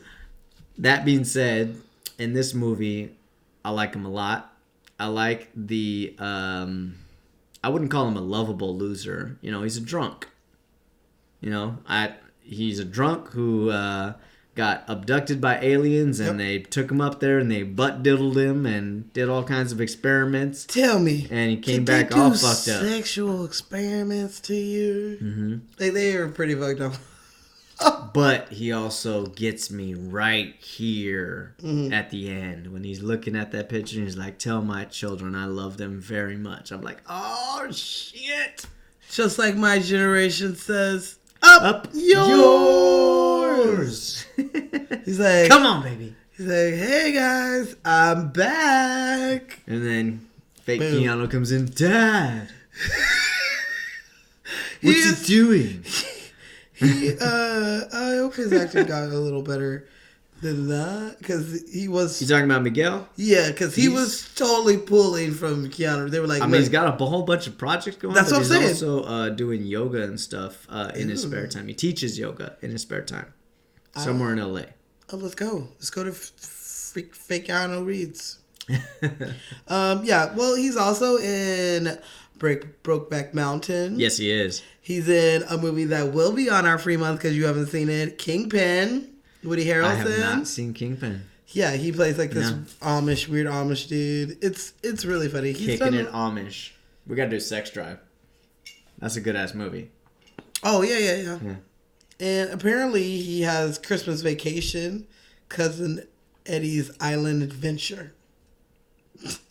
Cousin Eddie's Island Adventure? Is that like a spin-off? Yeah, I guess. Yeah. Chevy Chase was busy that It month? does say it's a lampoon, yeah. All right. It came out in 2003. I've seen like the pictures of it, but I've never watched it because it's not the Griswolds. Fucking Cousin Eddie. But it seems like it probably would be good because he's hilarious. Okay. Well, one of the people that I'm very, very excited to talk about is this actor, Robert Loggia. I think that's how you pronounce his name. Nailed it. This man plays the Colonel, I want to say. Mm-hmm. So he's the one that's like, Mr. President, I'd sure like to know what you're doing. And he's, direct hit. Get as far away as you can. He's got that voice. He's been in a lot of fucking things. Oh, hell yes, he has. Mm-hmm. One of them being Big with Tom Hanks. I was about to say, one of the most iconic Hell scenes. yes, it is. He plays piano, the floor piano. The floor piano. It's like chopsticks. I love that shit so much. We will definitely, another one that I truly remember him in, and we'll definitely have. Mm-hmm. Scarface. He plays Frank. Ain't that right, Frank? Ain't that right, Frank? Yeah. He does that one. We gotta do Necessary Roughness. Yes. I love that movie. He gets the big whistle, finally. This tie, it doesn't work for me. Also, Gladiator. I'm not talking Russell Crowe's Gladiator. I'm talking Cuba Gooding Jr.'s Gladiator. Cuba? Yes, he plays Pappy Jack, and I could be the best damn Pappy you ever had. I've never heard of it. Dude, shaking hands with him in this movie is like shaking hands with the devil. No. Okay? Sounds awful. It's a great boxing movie. Okay. And it's set in the mid-90s. I feel that because he's got that kind of... Yeah, well, he's not a loan shark. He's a boxing promoter, but underground, unlicensed boxing. Okay. And so this white boy from Bridgeport moves to the ghetto, gets into a little bit of trouble, and shakes hands with Robert. And as he's shaking his hand, you know, he's got his trench coat on, he's got his fedora on, and he's at this diner, he shakes his hand, and he's just doing that evil laugh. He's like, He's got him. Got him in his pocket. I don't like that. Yeah. Robert Loggia. So fucking great. I love this guy. He was in Independence Day Resurgence as... Oh, he wasn't a colonel. He was a general. General Gray. And sadly, he passed away in 2015. Yeah. However, he was 85 years old. And That's a decent run. Okay, that makes sense. I was like, I thought the movie came out after he died, but it did. It did, but he filmed his scenes. Yeah, he's got a couple of things that are coming out in 2019 that he had already filmed. So there's a movie called The Savant, where he plays a doctor. Cries of the Unborn came out in 2017. So they got some stuff. Maybe it doesn't say voice or anything like that. So I'm assuming that he actually turned in his performance before he passed. So he acted all the way up until the day he died. That's how you do it. Yeah, it's too bad. It doesn't really say cause of death, but yeah, passed away. And I loved him in this movie. Get as far away as you can. Can I give you a little Jason's Tech Corner?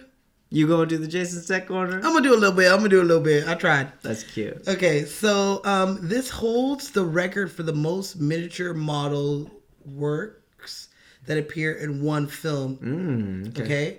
And this movie came out before, film technology changed. Yes. So it probably will always be the most movie. It's always going to hold that record? Yeah, because people don't really use miniatures like they used to. No, they don't. If you add up all the miniatures they used in this movie, this is like, if you took two movies and put them together, they still wouldn't have as much miniatures as this movie does. Gotcha. Let's see, what's another tech corner for you? Jason's Tech Corner. I'm working on it. Okay, so the White House. Okay. The explosion was built out of a 1.5 scale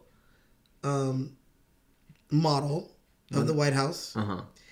They used 9 cameras to film the explosion at all different varieties of speeds. Okay. And one of them was filmed at 12 times faster than normal, and then played back at normal speed to make it look bigger and slower on film.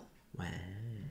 Right? Did you know that? 12 times faster than normal film. So you shoot normal film at 24 frames a second. Multiply that by 12. So 12 times 12 is 144. Add that to another. That's 288 frames per second. That's how they filmed that shit? Yeah. I didn't know they had cameras that fast in 96. Holy shit. Apparently they did. Okay. And this scene was added to all the trailers. It is the movie's most iconic scene. And that's how they did it. I got you. Let's see. Okay, so the alien spacecraft in Area 51 was a full-scale model that was 65 feet wide. Fuck. Right? How crazy is that? That's where that budget goes to. Yeah. Here's another where their budget probably went to. During the alien attack, when they attack and they're shooting. The first attack? I believe so. When they're shooting and the cars flip. Start exploding or whatever. Gotcha. So everyone's running around. This is how they did it. They took hollowed out cars and they pulled them up by a crane and they dropped them onto cars that were loaded with explosions. Jesus. And we just blow it up. You gotta be fucking kidding me. And that's how they did it. I mean, I can understand them being like, you know what? This is unsafe and we don't want to do this. I can get that. Bro. Do I have any more fun facts on that? This shit is expensive. That's where, oh my god. I can't fathom doing this kind of shit in front of a camera. It's scary. Yeah. I mean, depending on where they place the camera, those cameras are destroyed. All they have left is the footage. And every once in a while, it's not even the footage. You burn the footage too. You're like, if you're not careful. You lost everything. And back then, they only shot on film.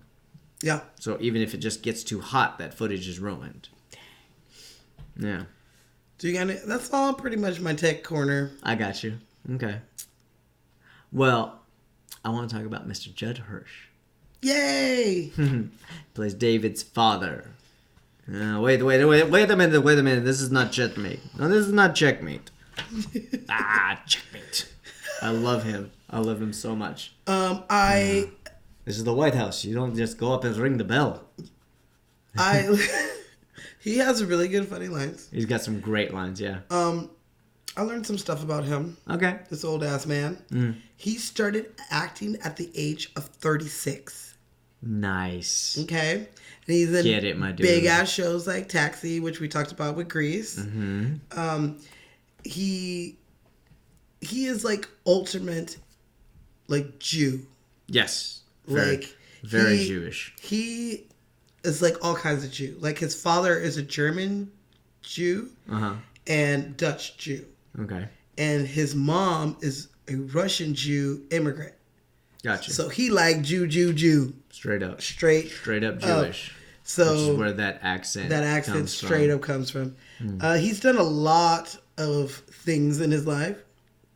None more impressive than winning an Antoinette Perry Award. Oh, that's not where I thought you were gonna go, but he's been in 2 Best Picture movies. And he has a star on the Hollywood Walk of Fame. Yes, he does. And he is a fantastic pianist. Nice.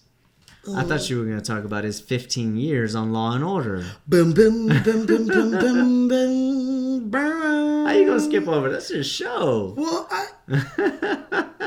is people getting tired of me singing Law and Order? I don't know. I don't give a what do you think? I don't give a shit. What you think? Bum, bum, bum, we really do. I do. At least I do. I do partly. We pay attention. We're not joking. This is your show just as much as ours. Favorite line of his in this movie? You don't know? It's him yelling on the plane about Area 51. You'd be nowhere without Mike David. He's like, we're the only... everybody's trying to get out of D.C. and we're the only schmucks driving in.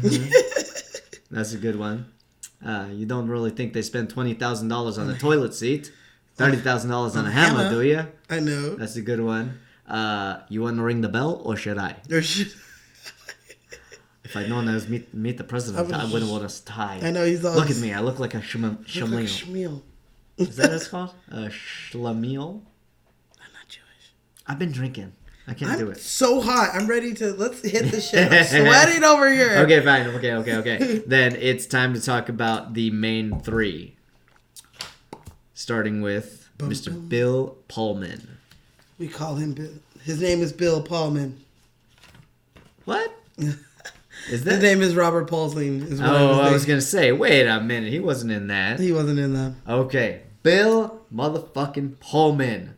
Lone Star himself. Lone Star? Spaceballs. Oh, yeah. When you're on my ship, you address me as, hey, idiot, not you, captain. That's true. You know what I mean. Do you want to know how he almost didn't get the role? What? So the president was originally supposed to be a Richard Nixon-like president. Okay? So that's how they wrote him. And they wrote the part for... Richard Nixon. No. Who? Kevin Spacey. Oh, okay. See, but, you can't get behind a president like that. Yeah. In this type of movie, you've got to be on the president's side. You've got to believe in that president. And Bill Pullman has that. So they wanted Kevin Spacey, but Okay. someone at Fox didn't think that he was right for it. I agree. And that Spacey... He's played too many dicks by this point. They didn't think that Look at him in Glengarry and Glen Ross. You hate him. They didn't think that he would be a big enough star for this movie. Interesting. Which I think is kind of weird. 96. He was still kind of big. He was pretty big. So they rewrote it. Okay. And Bill got the role. Awesome. It could have been Spacey, man. Yeah, that would have been Different. different. I don't know if it would have done as good. I think whoever made that call did a great job. I mean, yes and no. Thinking that Spacey wasn't going to be a big star is kind of dumb, but Sure, but you can never, it's like popcorn in the pan. Some pop, some don't. Bill, I don't think he's my favorite person to be president. Not that he didn't do a good job, because he did do a good job, but Sure. I just didn't think that he was... I mean, but to He play was really this young. president, he's supposed He to was be really- because he is a former pilot as well. Yeah. So he's got to be at that age where his age is coming into question by the general population, but he is young enough to still fly a plane. He's a war hero. He's a veteran. He starts in politics. He works his way up. He's an honest person. They voted for him. They got him into office, and then they questioned him. Yeah. Maybe we made a mistake. Maybe he wasn't quite ready. Maybe he was just a senator. He should have waited till he became governor. I don't know. Whatever the case, But I mean, not that he didn't do a good job. He's Yeah. just probably not. I don't know who I would have to take his place. I'd have to think about who was like big in '96. Ed Harris, he would have been good. He's got that southern accent and that commanding presence. I don't know. I do apologize for the lateness of the hour. But I mean, how you gonna go wrong? He's Dr. Harvey, yo. He did a good job. Dr. Harvey. I'm talking about Casper, by the way.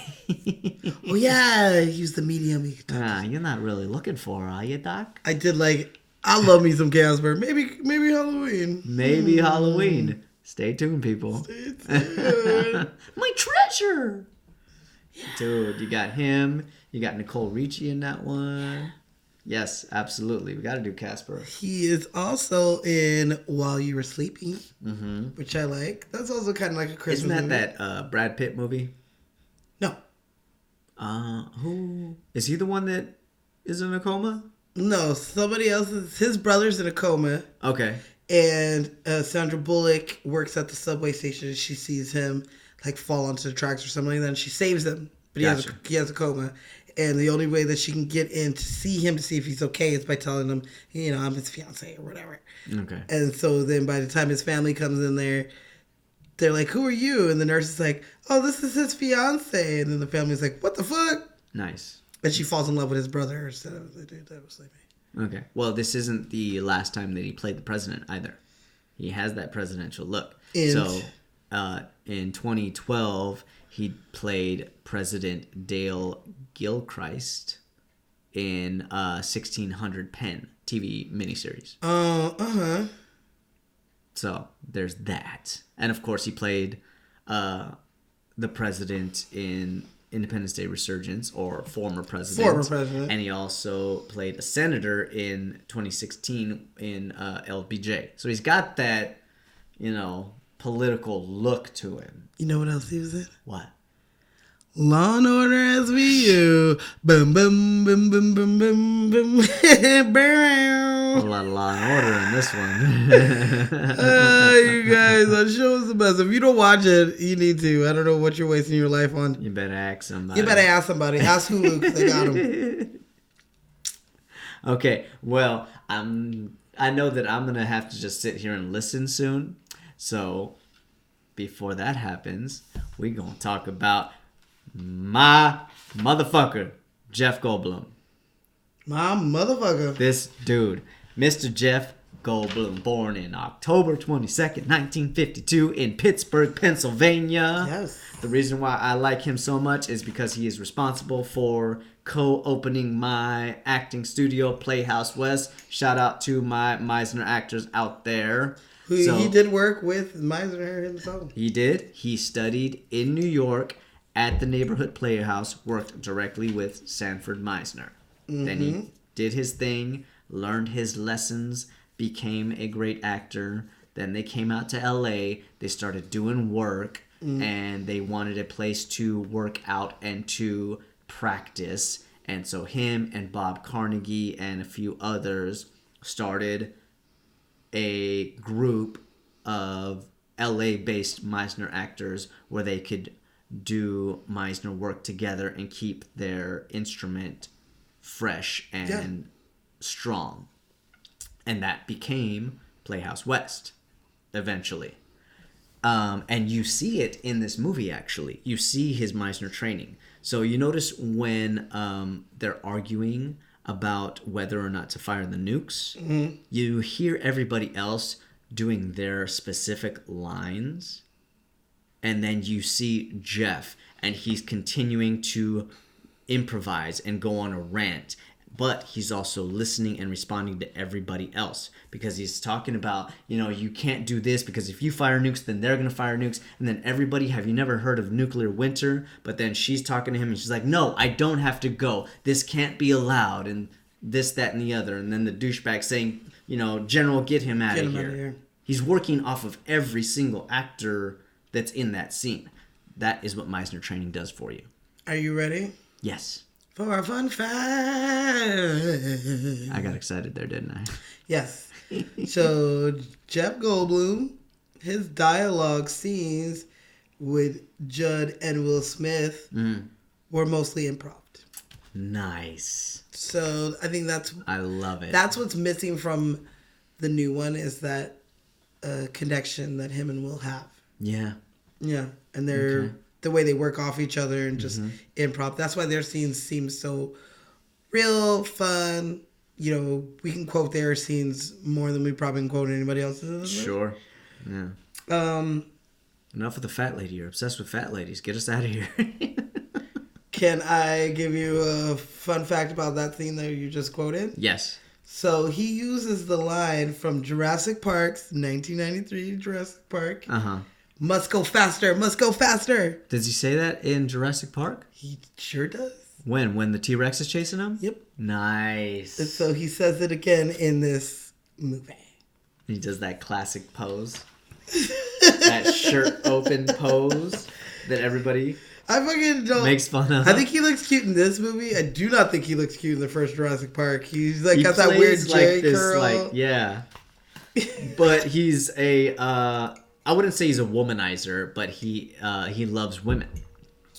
Yeah. Like he says in there, I'm always looking for the next ex, Mrs. Malcolm, whatever. Me too. You looking for your next ex? Okay, I'm always looking for my next ex. Okay. Well, I'll give you some fun stuff about Jeff Goldblum. One, he's a very, very good pianist as well. Plays in a band. Oh, you got some info? What's the band's name? Off the top of my head, I can't say it. Well, he plays piano most Wednesdays with his band at the Rockwell Club here in Los Angeles. It's not far from here. It's straight. How come I'm just not figuring this out? I don't know. We need to go because when I Googled this place, all the pictures of that is of that full playing piano. Yes. So we needs to go so we can see. Man, fuck Jeff Goldblum. What? Franco's ass. If anyone has seen Pineapple Express, motherfucking James Franco. that is where I'm quoting. How you gonna talk shit on your founding teacher? I mean, I would do that to you. I'd be like, man. But Franco went to Playhouse for 8 years. Fuck Jason. It's because it's funny. It is funny. I like the little. Because he's not going to be mad at you. Hidden joke inside of there. Yeah, he's like, he ain't going to be mad. Yeah. He knows me. So another fun fact about Jeff, he has a stage door in his house that he uses to rehearse. He also bases majority of his characters. People are like trying to open the door and they're like, this is not even a real door. Well, no, I mean, it just opens into, something else. So like, I'm still in the same room. So, I'll grab it for you right now. Hold on. Pause. Just kidding. Don't pause. Keep going. Okay, well, I'm going to give you a fun fact. You want a fun fact? I'll take a fun fact. Okay, so hit me with the fun fact. The Spanish TV ads for this movie show the White House being blown up, and it shows a craft hovering over New York City, and this was mistakenly taken for real news footage, and people were kind of freaked out in Spain and in Mexico when looking at this. And it reminded a lot of people about Orson Welles and the War of the World radio series. If you guys don't know about that, Orson Welles wrote this. And he scared the shit out of people, just like how this trailer scared people. What movie did we talk about that on? I don't remember. I don't remember either, but we did mention that. Mm-hmm. Okay, so this book right here, Spoon River Anthology. Spoon Jeff River. used to keep this book with him because this is part of Playhouse West training and this, that, and the other. But he would base his characters off of characters written in this book. This book is a series of monologues by different characters who live in this town. He's got his little notes in That's his book. right. I do my work. Look at you. This is cute. I'm going to have to borrow that. All right. No, you can't. No, you can't. I might have to buy one of these. There you go. You know how many books I don't have anymore? Because people be like, oh, I want to learn about this. You act like you couldn't go to my house and get it off my fucking bookshelf. That's a good point. But it never, it just... Fine, I will buy my own. I will buy my own. Don't worry, I don't need you. I don't need you. I'm just joking. What's that Rodney Dangerfield movie? Back to School. Yes. They buy used books. He's like, what are you doing buying used books? He's like, well, they've already been read. Well, yeah, that's right, and they've already been underlined. Exactly. The last guy who underlined it could have been a moron. Get him some new books. That is true, but I did like buying used books because they were underlined. And they're making a TV series based on that now. Okay. Terrible. Terrible. Well, Mr. Jeff Goldblum, what else did we talk about? His stage doors. He's in the weird music. Fly. He's in the Fly. That grosses me out. And the only reason why he stopped teaching at Playhouse is because they kind of encouraged him to. It's like, Jeff, this is your time. We love you here, but this is your time. You are starting to get a career going, and you got to focus on that. Yeah. He still visits, rarely, but once in a great while. Because he's off there doing movies like Grand Budapest. Mm-hmm. Fucking doing his shit. He's still constantly working. Constantly. He was in Jurassic World, the last one. Mm-hmm. Replaying his character. Absolutely. He stays working. He's in that Thor movie. Oh, yeah, that's right. I love him in that movie. So stupid. I love him. He was hilarious. He wore sandals. He didn't walk and shit. He had guy liner on. It was nice. Didn't he dye his hair in that one? Yeah, too? it's a little frosted tips kind of going on. Yeah, he stays working. Look it. There's the picture too. As soon as you get on him, that's the picture. That sexy ass pose is like that. What is fucking Jerry curl? I can't. I just can't. His hair is too much. Get the kids. Get the kids. What's your favorite line in this movie of his?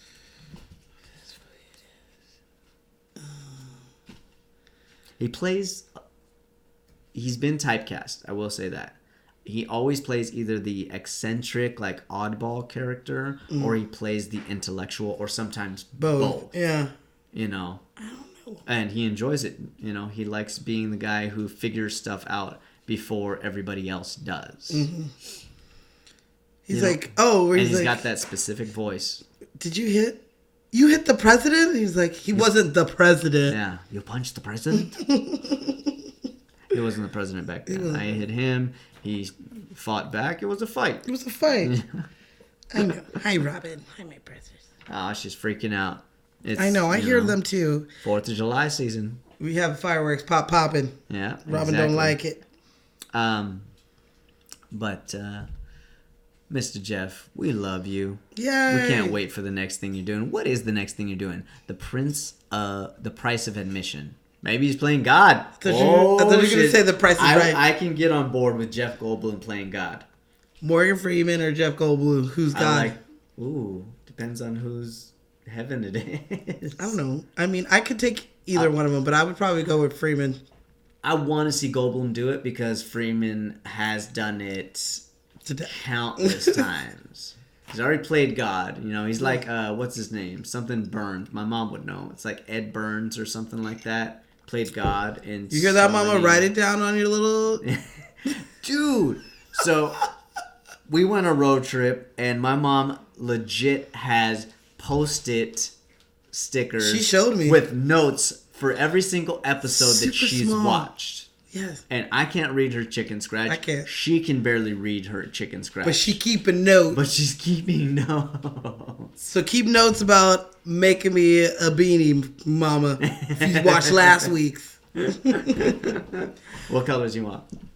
Purple Purple. and teal. Speaking of last week, Smashley has something.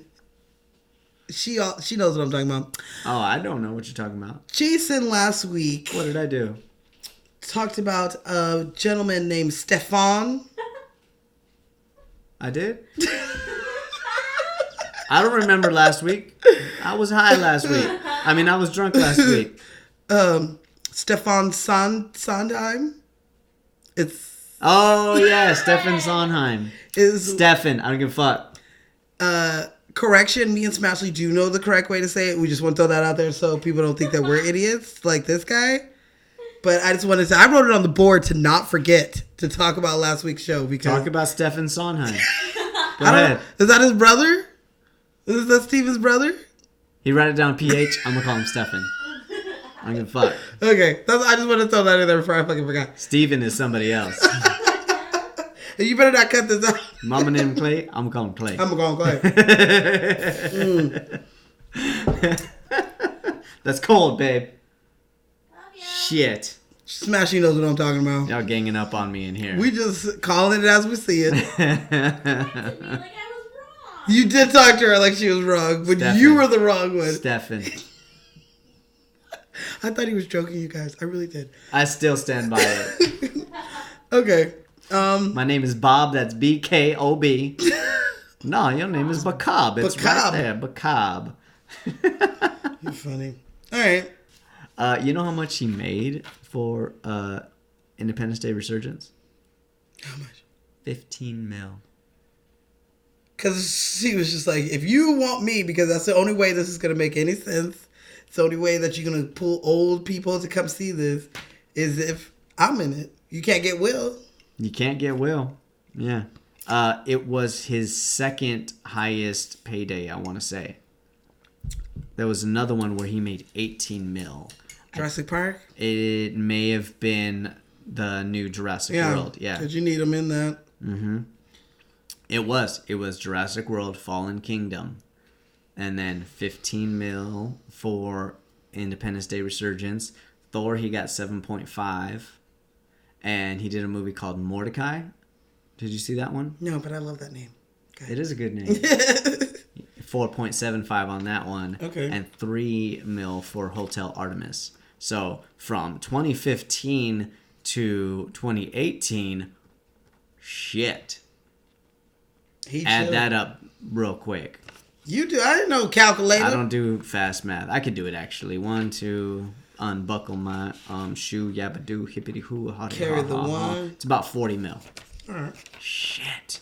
I want 40. Roughly. I'll take 40 mil. I'll take 1 mil. And 1 Cadillac. Got me a Cadillac, Cadillac, Cadillac. Okay. All right. Well, before we move on, because then I'm just going to shut the hell up. Yeah, you are. My favorite line of Jeff Goldblum in this movie, what would it be? Checkmate. Because he says it like 4 times. I like it. He's like, bye. You guys don't know what night. Good night. You think they know what we're doing? No. Not a chance in hell. Good night. Yeah. He has a lot of good lines. It's your turn. It's I'm gonna the leave this shit alone. Zenobia and Will Smith show. Here we go. I'm just gonna hit you hard with him because I'm hot and I'm so ready for the fucking air. So when Will is dragging, Don't you fast forward, Will Smith? I'm not. There's a lot of in here, and I'm gonna sing them, read them. So Will is when he's dragging the alien across the desert. It was filmed, like you said, at the Great Salt Lake in Utah. And the line, and what the hell is that smell? It was unscripted. Okay. And this is because the lake is home to these tiny bren shrimp. And when they die, they sink to the bottom of the lake, which is not that deep. And they decompose. Then when they decompose and the wind kicks up just right, the smell is extremely bad. And no one told Will about this. So that is one of the lines where, and what is that smell? It's because it's some shrimp decomposing and shit. Shrimp decomposing. Ugh, that's nasty. Yeah. Okay. Thought like, what the fuck is that about? That's gross. They also found out that pretty much the entire cast and crew that were shooting out in the desert area got sunburned, even if they were wearing clothes, because the sun would bounce off the ground and shine up their legs. And they would burn their legs. So even Will was getting like, sunburnish for black eye, I guess. Yeah. So that's one of them. The extras that are watching TV when Will goes by and he's walking his way to the locker room are real pilots. They used to know extras from whatever base they were at. Let's find some more Will Smith facts. So many Will Smith facts. Will Smith, he starred in so many big ass movies, but he's passed up a lot of big ass movies. So hit me with it. Here we go. Hit me with the shit because that list is much smaller. So you know that he did Wild Wild West instead of doing The Matrix. We've already talked about this. Yes. I think that was a good choice.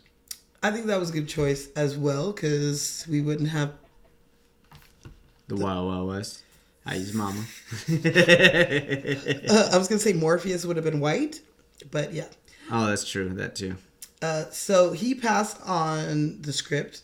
They wanted him to play Superman in Superman Returns, but he said, especially after making Wild Wild West, he said, "You can't mess up white people's heroes." So he turned it down. He said you can't mess up white people's heroes in Hollywood, and so he said no.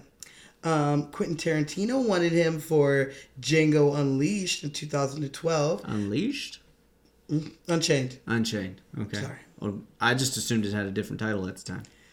Unchained. And Quentin Tarantino really wanted, I think he might have even wrote that part for him. Possibly. But Will was not comfortable with the most graphic violence and how many times the N-word is said like that. They decided creative differences, so he turned it down. Jamie Foxx got it. He also was supposed to be in Phone Booth from Colin 2002, and he was supposed to be Colin Farrell. But he said that he couldn't understand where the bad guy's story was coming from. It wasn't clear enough for him. Sure. He really did love the script, though, and the concept of it, but he passed on it. He was also supposed to be Chris Tucker in Rush Hour. No shit. Turned it down. He was supposed to be Trey in Boys in the Hood in 1991. Cuba Gooding Jr.'s role. Turned it down. He was also supposed to be Kevin Spacey's role in K-Pax. So there's never seen that one. It was not good. Never even heard of that one. I have heard of that one, but those are just some of the movies that he turned down. He also was supposed to be in a certain, like we talked about, he was supposed to be in Dreamgirls, but they gave it to Jamie Foxx. Twice, Jamie. Jamie's coming for you, Will. He was supposed to be... He wasn't supposed to be in Any Given Sunday, was he? No. Okay. He was supposed to be Ray. No, I'm just joking. Wouldn't that be funny? No. But those are just some of the movies that Will has... Supposed to be Boondini and Ali. He's just doing Call Boondini. He based his character, Steven, that we didn't know his name till today, his character off of Harrison Ford's Han Solo in Star Wars. After I read that, it made so much sense. Han Solo is really good at what he does flying. He's very clever and funny when it's time to be, but he's also serious and badass when it's time to be. Yeah. So I can totally see where he's time to mess around. This is time to be serious. Yeah. I got you. You want to hear some crazy fun facts about this dude? About Will Smith? Hell yeah. He is the first rapper to win Best Rap Performance Grammy ever. Really? The first year they handed it out, in 1989, it was given to him for Parents Just Don't Understand. Parents Just Don't Understand. He is also the first rapper to ever be nominated for an Oscar. Nice. So Is there any others that were? Since then? Mm-hmm. Yeah. A rap Common? That was for music, though. Yeah. I'm just saying he was nominated. True that. You know. True that. Still Whatever. counts. Will's the first, though. Was the first though. He's the only one I can think of. There are two things that Will Smith does in every movie. Can you name them? Fuck no. Just think. He cries. No, he doesn't cry. Now that's what I call a close encounter. He doesn't smoke in every movie. No. Does he kiss somebody in every movie? I don't know. In every movie, he does one or two of these things. Does he guarantee it like Denzel? I guarantee it because when I read this fact, I was like, "You right." Have you seen that YouTube video? Yes. I think I showed it to you actually. He in every movie he either yells Mm. or he says, "Oh hell no." Okay. Those are the two things that he always says. He'd be like, "Whoa!" That won't bucket up my butt. Yeah, he's always screaming something. And then I watched like a collection of like scenes of him screaming and everything, and it's really funny. He does yell at everything. You're like, you're right. He is always yelling. Ah! Just yelling, or he says, "Oh hell no." Okay. I like that a lot. I'm didn't you all my Will Smith facts because I gotta sprinkle them out. But here's another one. He has the Guinness Book of World Records for the most appearances in 12 hours. The fuck? Yes, while he was doing red carpets for for Hitch. Okay, I got you. In 2005, he hit up Manchester, Belgium, and London in 12 hours. Nice. And he went to all those red carpets. Is 3 the limit? Or 3 the record? In 12 hours? In 12 hours. Okay. Yeah. So It's express train. Don't stop till Manchester. Manchester United. United. Makes me want to watch Euro Trip. Oh, I was thinking Green Street Hooligans. That too. That's a damn good movie. Oh my God, am I done? Are you done? You're not nearly done with Will Smith, but we can. Oh no, I just did a little bit because my whole notebook would be filled. You got to ration. I got to ration your will. He is going to by far beat now Eddie that we Murphy. broke the seal. Yes, the seal's been broken. Eddie Murphy, Will Smith's coming for you for the show. Okay, we haven't popped Robin Williams yet either. We have not, and he's going to be up in the ranks. We need more movies with the same females in it, though. That's not fair. I mean, that's not fair. Throw it out there. Which one? Who's your girl? Meryl. I was thinking Meryl because she's in everything, but you never know. You never know. I don't know. Blunt's Goldie in Hawn. I love me some Goldie Hawn. I'm done. They should have never redone Overboard. I thought you were going to say they should have never redone her face. We still got to do First Wives Club. Speaking of her face. Her face. Fill them up. Fill them up. She got them big ass lips. Bigger. I know. Her lips are bigger than mine, and I got some big lips, y'all. So that's it. I ain't got no more. Awesome. You know what time it is? I know what time it is. It's time for Z for the people. I fucking hate you. That's so funny. Okay.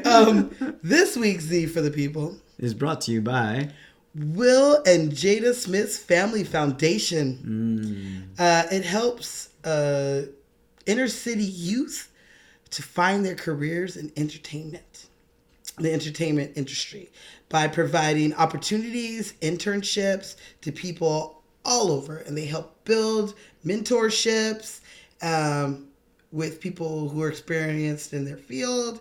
They have scholarships. They do like they open up doors for a bunch of career opportunities. They educate people on the way that the entertainment business works. They have events with big stars in it. Some stars we've even talked about on the show, I'm speaking sure. to, younger people about, what it's really like being in the industry, what you need to do, and what type of person you need to be to work in it. I've never heard of this until now. Very cool. I would like to figure out how to go to one of these events. For sure. But they also have a saying, and they say, we want to hand over the cameras, the storyboards, the budget, and the deal making. And that is, they want to hand it over to the next generation. I got you. So that is what they're doing. I think that they want to make sure that people who live in the inner cities, Black people, Mexicans, Asians, whose stories and faces don't really show up too much on movies and TV. Nope. To have the smarts on to how to work the system, I guess, or to work in the industry so that our stories are told. I gotta get in on this. That's what I'm saying. I'm aiming to look up their events, and the next time they have one out here, we're going. Show me that shit. So, well, if you want to know more about it, go to cietours.org. And there's a bunch of stuff on there. Okay. And looking at this website, it looks like it's more of a Jada Foundation than a Will's Foundation, but I liked it, and we doing it. Dynamic duo. Yes. I also found out that Will donates to the charity that I mentioned last week, the Elton John's AIDS Foundation as well. So I thought that was pretty cool. That's great. Get it, Will. And that is the end of Z for the People. Wow. Okay, so people, please email us at lightscameracocktail, no S. Get that fucking ass out of here. Ooh, I'm sorry. I like that. I'm sorry, Junior. Get that fucking ass out of here at gmail.com. Please send us your close encounters. Let us know what movies you want to hear us talk about this summer. Any drinks that will cool us off while we're doing these movies. Hit us up. Follow us on Instagram, Twitter, Facebook, YouTube, you name it. Lights, Camera, Cocktail Get on podcast. that YouTube, people. Please find us on Spotify, iTunes, Castbox, Podbean. We own everything. And the list goes on. We own everything. The list goes on. What else? Is that all I got? La da da da dee.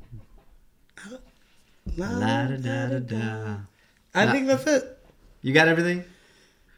Except my script, I dropped it. Shit, because I'm not ready for this scene at all. You guys, I have so many lines in this thing. It is. Oh, fuck off. It is so crazy how much lines I have. I don't know if I'll be able to memorize it, but let's do this. Her way of saying that is that I have a fucking monologue, and she got like 3 lines. I have 16 words. Let's do this. 16. You. I just counted. That's how little this is. Okay. Oh shit! All right. Let's see. You guys, we're gonna continue on our summer movies. So next week will definitely be next week is July, people. a good summer movie. We're diving into summer vacation movies. Is that what we're calling it? Yeah, summer movies. Summer movies. Yeah, Not necessarily summer blockbusters, just summer movies. and we started off with a good summer movie Yes, absolutely. that came out on July 3rd. July 3rd, 1996. But we done with that one for now until we can find another Will Smith for me to talk about. So, yeah, you ready? Fuck no, I'm not ready. We're gonna hit it and quit it. I have no idea. I doubt it. All right. But we're going to try and do this in one take. Let's see what we can come up with. Let me get my I'm character sweating as going. fuck. Let's do this. You're glistening. I'm glistening. You're beautiful. Whatever. The light is shining off is blinding people. Okay. Okay, here we go. Shit.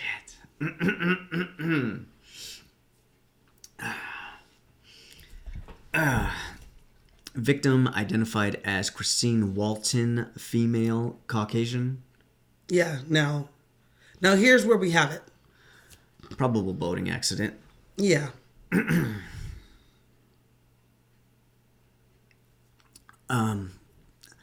The height and weight of the victim can only be estimated from partial remains. The torso has been severed in mid-thorax. There are no major organs remaining. May I have a glass of water, please? Right arm has been severed above the elbow with massive tissue loss in the upper musculature. Thank you. Thank you very much.